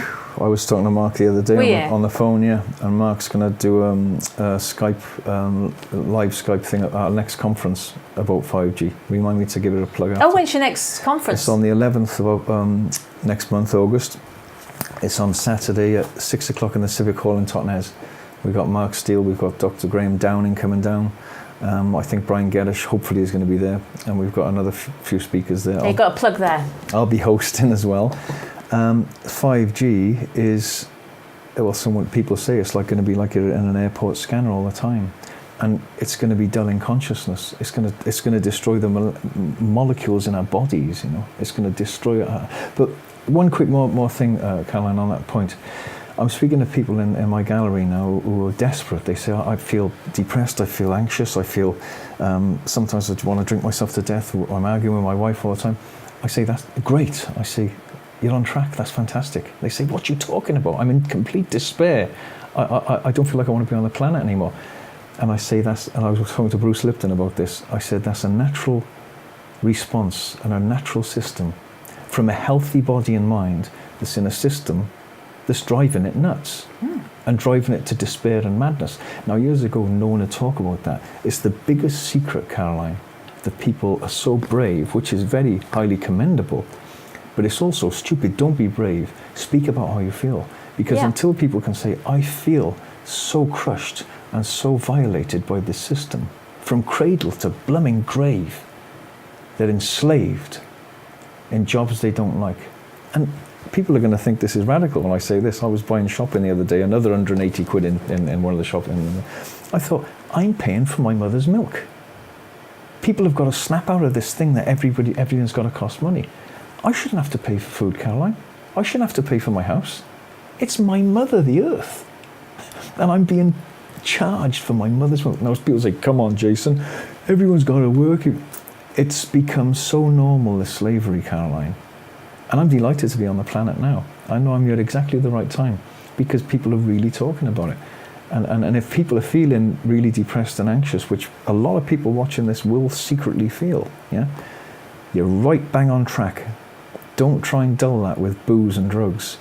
Don't. You're bang on track if you're feeling like that, because that means you're still awake, and it's a natural symptom from a healthy body and mind. Now, what you do next? Okay, well, don't hide from it. See it. Look at the problems of the world. Look at how you feel. Start analysing. Start analysing everything. You know, don't go home and drink a gallon of wine like I used to. You know. What are the root causes? What are the root causes? Yeah. What, of despair? Yeah. Oh my God, Caroline, is you know, you look at children in school. Okay, they don't start me on the schooling system. That's another thing. Oh, it's terrible. I know there's so many people now homeschooling. People are yanking their kids out of school so fast, it's unbelievable, because they can see their lights going out. There's a young child skipping and playing, right? They go to school. Okay, they skip and play quite a bit, you know, and then as they go through school, over the years, Caroline, then when they're in college, oh yeah, and then they're getting drunk, and most people only feel happy when they're drunk, the students, you know. When they're not drunk, you know. When they're not drunk, they're in despair. And then, of course, then they go out into jobs that mostly they don't want to do. Every day, they might get Saturday and Sunday off. That's disgraceful slavery. And then you see the smile, excuse the mic, being slapped from their faces. Woof, it's gone. And then they're just automatons like everybody else. Well, I know a lot of people who did really interesting jobs in years gone by. A lot of those jobs have now been stripped away. It's a terrible crime. We're seeing a polarity now. Yeah, it's a terrible crime. And what's happening, here's a quick thing, and people say, oh, you're just making this up, Jason. This is what I think. When I wrote my book, I was looking out the bedroom window one night, and I was working on a chapter about student debt. And I looked out the window, and there was a beautiful bright light, a street lamp, and the spider had cast its web across there. And the flies were hurling themselves at the light, and they had to go into the web. They had no choice. Trapped. And the spider was having a field day, right? And I thought, who is that spider? Right, and I thought, that's it. That's the chapter. So the light for a student is the job, the career, the future, okay? The web has been spun by the government. So they have to go into that web to get that student loan, right? And then they've trapped them for life. Now, a spider's less cruel. A spider will trap you and eat you in 2 weeks. The government traps you, and for the whole of your life, they feed off your energy by you paying back that loan. Now, in my opinion, people will say, it's just a conspiracy theory, Jason, you know. In my opinion, the government knows that people are waking up, and they need to control you quicker than before, yeah? Before, people were just good little girls and boys. You know, yes, mummy, yes, daddy, we'll do what you tell us, like the government, you know. But not anymore. There's a huge awakening. And those loans, I feel, have definitely put... A slave shouldn't pay for their own training. If I was a farmer, Caroline, and you came for me for a job when you were a young kid, I wouldn't say, yeah, but it's going to cost you 30 grand, Caroline, for me to train you and educate you, right? And then you pay me back for the rest of your life. Good God, that's slavery, right? But all these adult providers are basically, they're turning the tables on the person, saying, oh, it's individual development. It's your development, as if you're really lucky. You should be really happy that you're spending all this money on yourself to train yourself for the benefit of others. Yeah. And then the employers are much more likely to discard you after a year or 2 years. You're much more expendable because they never invested in you in the first place. And that's what adult education is all about these days, it seems.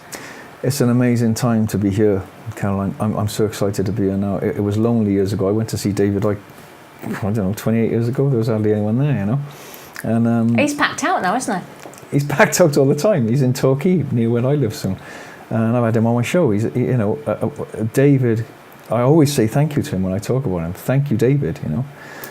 He must have had a hard time, and that's what happens with the people who stand out from the crowd and who speak their mind and speak the truth.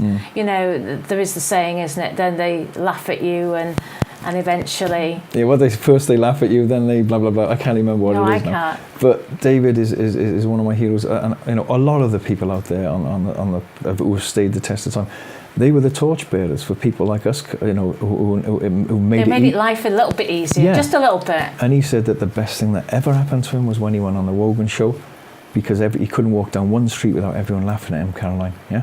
And he said, you know, Jason, that released me completely. To be me. He didn't say those exact words. It's my interpretation. To be me. I had nothing else to lose. To be myself fully, yeah? And this is what we're all doing now, you know. I could have easily not written my book. I could easily not do my shows. I could easily not talk about this stuff. I wake up every morning and I go to bed every night really in despair because my human brothers and sisters are being lied to, tricked, worked to death, and browbeated and made a mockery of. It's almost like talking about consciousness, it's almost like I believe people are what's the word? Possessed. You know when you're possessed by evil? And I've had a lot of experiences with this, believe me, it's real, yeah? Or you could be possessed by a person, you know, that's sort of controlling you. We're possessed psychically, we're possessed spiritually, and we're possessed physically by the government, by the black spider that's running this whole thing, yeah? Yeah. And from when kids are going to school, you know, and we're ethically compromising, Caroline, our consciousness and our ethical alarm bell and our morals. I mean, our government is possessed by the globals. I mean, on the Medical Research Council, you've got 2 chief executives from the big pharmaceutical companies actually sat on the council. Well, you know, alarm bells would be ringing in most people's ears, conflict of interest. You've got Big Pharma sat on the council. And so I've got a friend who's been diagnosed with cancer. It's going to cost £96,000 a year for his treatment. And after the first 2 years, he will have to then sell his house to pay for any further treatment. So the government's going to get you one way or the other. The big pharma is gearing up their profits to ensure that, you know, treatments accord with them. Chemotherapy is very expensive, but yet there are other methods, aren't there? So NHS is in total crisis. They always talk about an ageing population, but that's a smokescreen. There are other issues relating to the NHS, and Big Pharma being on the Research Council has to be one of them. And why are we getting so many cancers? You're talking about 5G, your chemtrails, you're talking about the food we eat. And yet our government wants to sign us up to these trade deals where we can have as much chlorinated chicken as we want. Does it sound reasonable? Does it not impact on your health? What you take in must have an impact on you, surely. It's evil, Caroline, it's evil. I said to someone the other day, let's say we could get a big CEO of a drug company and sit him here right now, or her, yeah, and say, give the figures of what they make a year on chemotherapy or on drugs or on this or on antidepressants, yeah? And if you said, how many people are on antidepressants now? That's a bit of a sign, isn't it? How many people do you see smiling? But if you said to that CEO, you know, I put him on a truth machine and said, do you really want cancer to be eradicated? What are they going to say, you know? No, we want more cancer, if we want to be honest, you know? The whole money system stinks to high heaven, Caroline, the money system. People said, oh, come on, Jason, you can't have a system without money. No, we've just been so damn brainwashed and conditioned that there's nothing else that we could do if we didn't have money. it's insane, you know. I give an analogy of holding a bar of gold up in Trafalgar Square, you know. And if I said to everybody, right, no one's going to ever find out you did anything to me. No one's going to ever, the police will never find out. What are you prepared to do to ethically compromise to get this money now? What are you prepared to do? Now, some people in other countries, for 10 quid, they'll kill you. For a quid, right? £1, right? Oh, someone will pay, anyone spit at me? Yeah, well, I'll spit at you for a gold bar. Anyone cut my finger off? Go on, there's a knife. A lot of people would if they weren't going to be found out. Would you kill a million people in Iraq? Maybe, you know. So, but you've got the drones now. People don't realise it takes the emotion out of it, doesn't it? Oh, it takes the emotion out. It's brilliant. You can be sat at your office, can't you? Yeah. And actually send your drone off. And don't forget, they don't need a uniform. They don't need a pension. They don't need food. They don't have to sleep. Yeah, they're the perfect killing tool. And you just press a button and down onto a lovely wedding party and it goes. And I was on RT Russia today. They got me on there and I was talking about Syria. And they said, I said, you know, about saying about conscience, you know, it's got no conscience, you know. And it's almost like, kill you just in case. That's the thing. Kill them just in case, you know. Well, there is a depopulation plan, isn't there? Oh, as well, it'd be perfect, you know. What would you do? Agenda 2021, Agenda 2030? Yeah. I mean, the elites want rid of us. Yeah, but no one would believe that, see, Caroline. No one would believe that the government that they vote for or the Queen that they wave a flag for, you know. Look at Yemen, all the bombs, the money's being made by the Queen, really, if you like, for the Yemen bombs that the Saudis are dropping on them, yeah? It's like, oh, she wouldn't do that. It's the Queen, you know. And it's like doing a David Icke now, David. Sorry, David, I'm copying you. It's the Queen. Keep waving your flag. You might see her. And if she comes out, guess what? People's legs go to jelly, Caroline. They go to jelly, Caroline. They can faint if the Queen comes. What power is that? Mm-hmm. That's insane. Yep. So an authority figure. All that energy. All that energy. So they just keep handing back to consciousness and awakening. We keep handing our power and our energy over to other people all the time. And I keep telling people now, you have to take that back now and start remembering. I did a talk recently called, someone asked me to do a talk called Who Are We Really, right? And I said, well, you know, I don't feel qualified. People in the crowd will say, who do you think you are to talk about who are we really, you know? So I changed it. I went on the stage with a mask that said, who am I, yeah? So who am I? You can't even see me, you know? But I opened the conversation by saying, let's talk about who aren't we really? Who aren't we really, Caroline? I said, Jason Leosatis is outside my art gallery. Am I Jason Leosatis? Someone comes in, are you Jason Leosatis? I go, not really, you know? It was just a label that was pasted on me. My father gave me that name. I'm not really Jason Leosatis. I'm sick of Jason Leosatis. and then it's like, well, am I a Christian? Well, I think some priest splashed me with water, yeah? I'm a great believer in a higher power because I've had tremendous experiences that have knocked me flat on my back, gasping for air and crying and saying thank you. Yeah, but not splashing me. Okay, am I Welsh? Not really. Those borders are made up. They're not. Am I this? Am I that? Am I that? So by going through those things, we sort of started thinking, well, if we're not all those things, let's strip away the layers, right? And in my book, I said, there was a chapter say, dying daily to yourself. So I think what we're in the process of doing now, Caroline, is there's a death. When I talked about the birth, a pregnancy is finishing and a birth is beginning. In that transition, I believe that humanity has got to die to its beliefs that have been programmed into it. Even your name and your colour and your religion and everything. The Pope, forget about the Pope. You know, look at what they're doing. They're forgiving the paedophiles and everything. Get back to your power. You. It's you that's really the power. Not the Pope and the presidents and the priests and the Queen. And I think we're going through a death as humanity now, ready for a fantastic rebirth. And I think we're in the most exciting time in human history where we're taking back our consciousness and there is a tremendous awakening. But unfortunately, I think we're going to have to die to ourselves and all our previous beliefs about the government and the whole shebang. It's a dirty, horrible system we live in. Yes, there's beauty as well. You can cuddle your child, you can walk in the flowers in the fields. It's beautiful. And people say, oh, Jason, you're looking for a utopia. You're damn right I am. You're damn right I'm looking for a utopia. I want a utopia for my human brothers and sisters. I mean, am I angry? You're damn right I'm angry. People are suffering all over the world.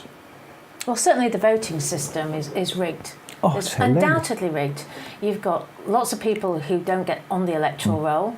You have got lots of people who get 2 votes, and you've got who checks the checkers, as they say. Who actually checks the postal votes? How about Trump? Come on, Cal, I'm going to interview you now. Come on. Oh, Trump. He's doing good stuff. What do you think about Trump? I think he's doing good. He's in a bit of an enigma, isn't he, you know? Well, people say, oh, this, that and the other, negative way. I said, well, what was your alternative? I said, at least he was a businessman. I mean, he's putting his country first, and, he's bringing everything back into America and, to make America great again. And he actually does obviously care about the people. So he is delivering what he promised to deliver, from what I can see. I mean, I've got friends on Facebook that look at Brexit. They think that the mainstream media portrays that we are getting some sort of Brexit, and I have to sort of say to them, no, we're not. There is no Brexit. We are, we're signing these trade deals with 27 other EU countries. If we were leaving, why would we have done that? And they're trying to basically make it palatable by calling it by a different name. So instead of it called TTIP or CETA, they call it a Canadian deal and hope that nobody notices what's really going on. Like the council tax, they called it council tax instead of the other thing. Everyone were freaking out. They just called it something else, and that was it, Yeah. And so everyone goes to sleep again. Exactly. I mean, the number of people that rose up in Europe and stood up against TTIP, but all those countries now have got the Canadian Comprehensive Economic Trade Deal. And it's got problems, and it's going to mean job losses, and it'll mean lots of job losses in the UK. Well, it's okay, it's a free trade deal. What cost? Is it your job that's going to be going? Is it my job? So it's going to impact, and basically it's all about globals. And on that really happy note, how are we going to get out of this mess? Well, I like Paul Craig-Roberts. I talked to him quite a few times, and he was in the Treasury with Ronald Reagan. And sometimes towards the end of when I'm going to speak to him, I sometimes say, because I have to ask, what are we going to do? Give us some hope, And he's really funny. He says, oh, there's no hope, Jason. Well, there's nothing so certain as death, is there? Yeah, he says there's no hope. He says, unless... He said, you're prepared to hang them on lampposts, the evildoers, yeah? And it's always a bit shocking for people. They say, oh, my God, Well, what are we going to do? Okay, as Gurdjieff said, you cannot escape a prison until you've got the consciousness and the ability and the courage to face it, okay? And that's why, you've got all these amazing guests on the show. Well, I'm not amazing. I'm not one of them. Who are talking about the truth, Who are talking about really what's going on in the world. So until people can face that, we're never going to get out of anything, right? Because if you just keep going on and just getting drunk and watching the telly, you're not going to get out of this, yeah? So the way to get out, really, I do feel, is with a change of consciousness and not just an awakening, it's more than that. It's taking responsibility, Caroline, And, people are awakening, but it's much more than that. People have got to really feel that it's their duty, actually, as a caretaker of the planet. People have forgotten that. Every human being I see as a midwife, and they haven't got their sleeves rolled up. Yeah? And you can't let other people do it all the time. I really feel for those great leaders who like Martin Luther Kings and people like this. I really feel for them. But that is what's got to take place. It's that deep inner knowing and awakening. And make no mistake, it's going to find you anyway, because that smelling salts bottle is going under every human nose now. I speak to people all the time, and it's like... I was going to say, when we're interviewing people, I'm now connecting with people in the US, people in Australia, and actually there is a network building against the big names, the big evildoers. It's a family, Caroline. I've met you. We're all members of a family. Yeah. A human family that has been persecuted and is now rising up. There's no doubt about it. And, I don't like to talk too much about God and all that kind of, all that kind of people, oh my God, here they go. But there's definitely a force that is accessible for people. and you can really find your power, not its power, your power again, you know. And in you, right? And that is infectious and contagious, you know. And people that I'm speaking to now all the time, they're really feeling it. They're saying, I can't stand this anymore. Well, you must have seen so many terrible situations in Greece. In Greece, I was in Cape Town. I've seen horrible persecution of people, of human beings. I was shot at in Cape Town, nearly, you know, I could have got killed easily, you know. In Florida, I got into trouble for opening my big mouth, you know. And people have been browbeated. And I'll make a sweeping statement now. I think we're at the inception of the abolition of human slavery.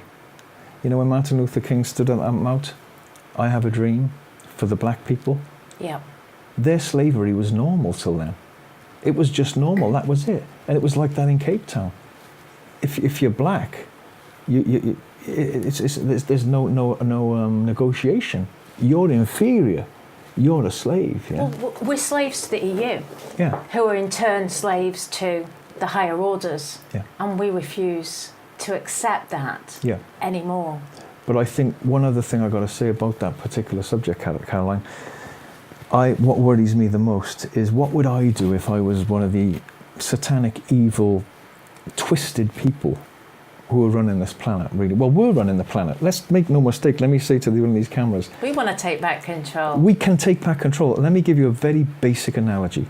You've got a big ship called humanity, right? Yeah. There's psychotic captains on the bridge, right? They're shouting down in those old-fashioned things. Stoke the boilers, turn right, turn left, and everyone's going, yes, sir, or you won't get any dinner, right? That's changing now, Caroline, yeah? Because the psychotic captains, there's a mutiny on the Bounty. Remember that film? Mm-hmm. Right? Now, what people don't realise, if they just didn't stoke those boilers and be good little girls and boys en masse, the whole system would fall to its knees, right? What I say to people now, and this is one of the things my wife is doing, she's starting to, it's called Natural Earth Eco Living. Going to try and offer people houses for 40,000 quid. It's still too much money. You shouldn't pay anything for your house to live on your own planet, with land to grow your food, and then there's going to be a centre for transformation and consciousness in with that as well, to help people really become sane again, you know. But what I'm saying is, humanity's ship is grinding to a halt because the people in the engine room are now starting to say, I can't stand this any longer. But there's so much fear, Caroline. You know, you've got to pay your mortgage, you've got to pay for your kids. The police are doing things. There's people in government who know that it's a sham, who are still playing along with it, who are still scared to say, I can't do this anymore. Yeah. My ethical alarm bell's going ding, ding, ding, ding, ding. There's an ethical alarm bell in us all, and it's ringing like crazy, but people ignore it because they've got to pay their mortgage, right? I gave a call out to people in government in my book, come out now because as a whistleblower, because you're going to be seen to be complicit in it otherwise. So what are your message is to the people today? My message to the people today is don't be frightened to see it and feel it. Don't be frightened to really go inside yourself and feel that frustration and that depression, because this system is turning you on yourself and it's turning you on others as well. And that's how it's like divide and conquer, you know. But what we need to do very quickly is start putting in new systems in place of the old one, because the old system is dying. It's like a monster that's dying. You ever seen Frankenstein's film? Maybe the younger viewers wouldn't have seen it. It was a Frankenstein's monster that was built. Now, a Frankenstein's monster, like the money system that we've got and the corrupt judicial system and all the systems, it's failing and it's dying. The system we got now, our planet, the system is dying because it's not built on truth, ethics, morals and justice.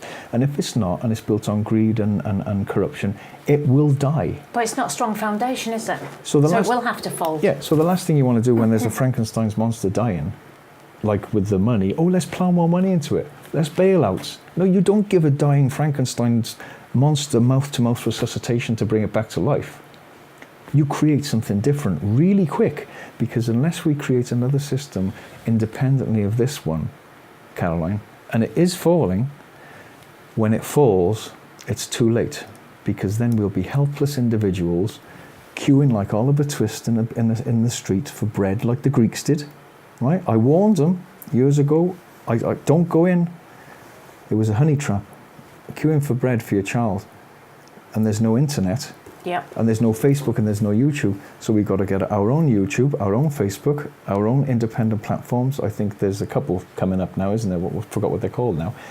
And start putting your stuff on there, because these other ones, they're going to start clamping down on you. So as truth rises, evil stamps it down. So the irony of the awakening is the quicker humanity is awakening, the harder the boot of control will come down on your neck, right? But don't not awaken because of that. Believe me, there's people in the police and the army, a lot of them. And I spoke to a policeman the other day, an ex-policeman, on my show, and he spoke about it. He said there's a lot of people awakening, and they don't. Are they with us? They're with us, and they don't want to do it anymore. Now, I'm not asking for bloodshed and revolution. I'm asking for awakening and truth. Because someone said the other day, and I'll give him a plug, Sasha Stone, said to me over dinner, he said, all you need to do, I think he said the truth will, the truth is the solution. The truth, that's all you need to do, is speak the truth. And like I said earlier about that molasses slowness gap between injustices and the truth of the light of truth being shone on it. The light of truth, like what you're doing with your shows, and I commend you and say thank you to Caroline for your shows, because you're shining a massive spotlight of truth right in the demon's face. And like Dracula, remember Dracula? They don't like light. Dracula, it will shrink and run and hide. The truth is winning. Humanity will be free. Well, just to finish then, the nicest thought would be that, like the guy in front of the magistrates, if we prayed down round the Houses of Parliament, if we prayed on our knees, would those MPs and the civil servants jump up and run out of the building never to be seen again? Now there's a thought. Well, there's a good chance they would. And I had a lady I spoke to called Lynn McTaggart. I'll give her a lovely plug here. She's a lovely woman. She's got the magazine called What Doctors Don't Tell You. Right? They've tried to close her down many times. And she's got, I think her book was called The Field. Beautiful, beautiful soul. She gets people coming together in a one room, and she has someone there that's really ill, and they all, with intention, and this is what I said at the beginning of the show, we have to get back that power and remember, relocate, dislocate, remember how to use that power for good, and they heal that person there. There's been miraculous results, okay? That's one load of people in a room. Imagine if globally that was used, okay? Yeah. Now, I spoke to someone the other day and they didn't agree with me, and I won't say their names on here, prominent, really lovely people, but I said, at some point, because I've studied shamanic work, and I do some myself, that it's like a surgeon's scalpel. That power can be used for good and bad. Right? I've had it used on me badly, and it hurts and it's frightening, okay, by an individual on the planet and from elsewhere. It's real.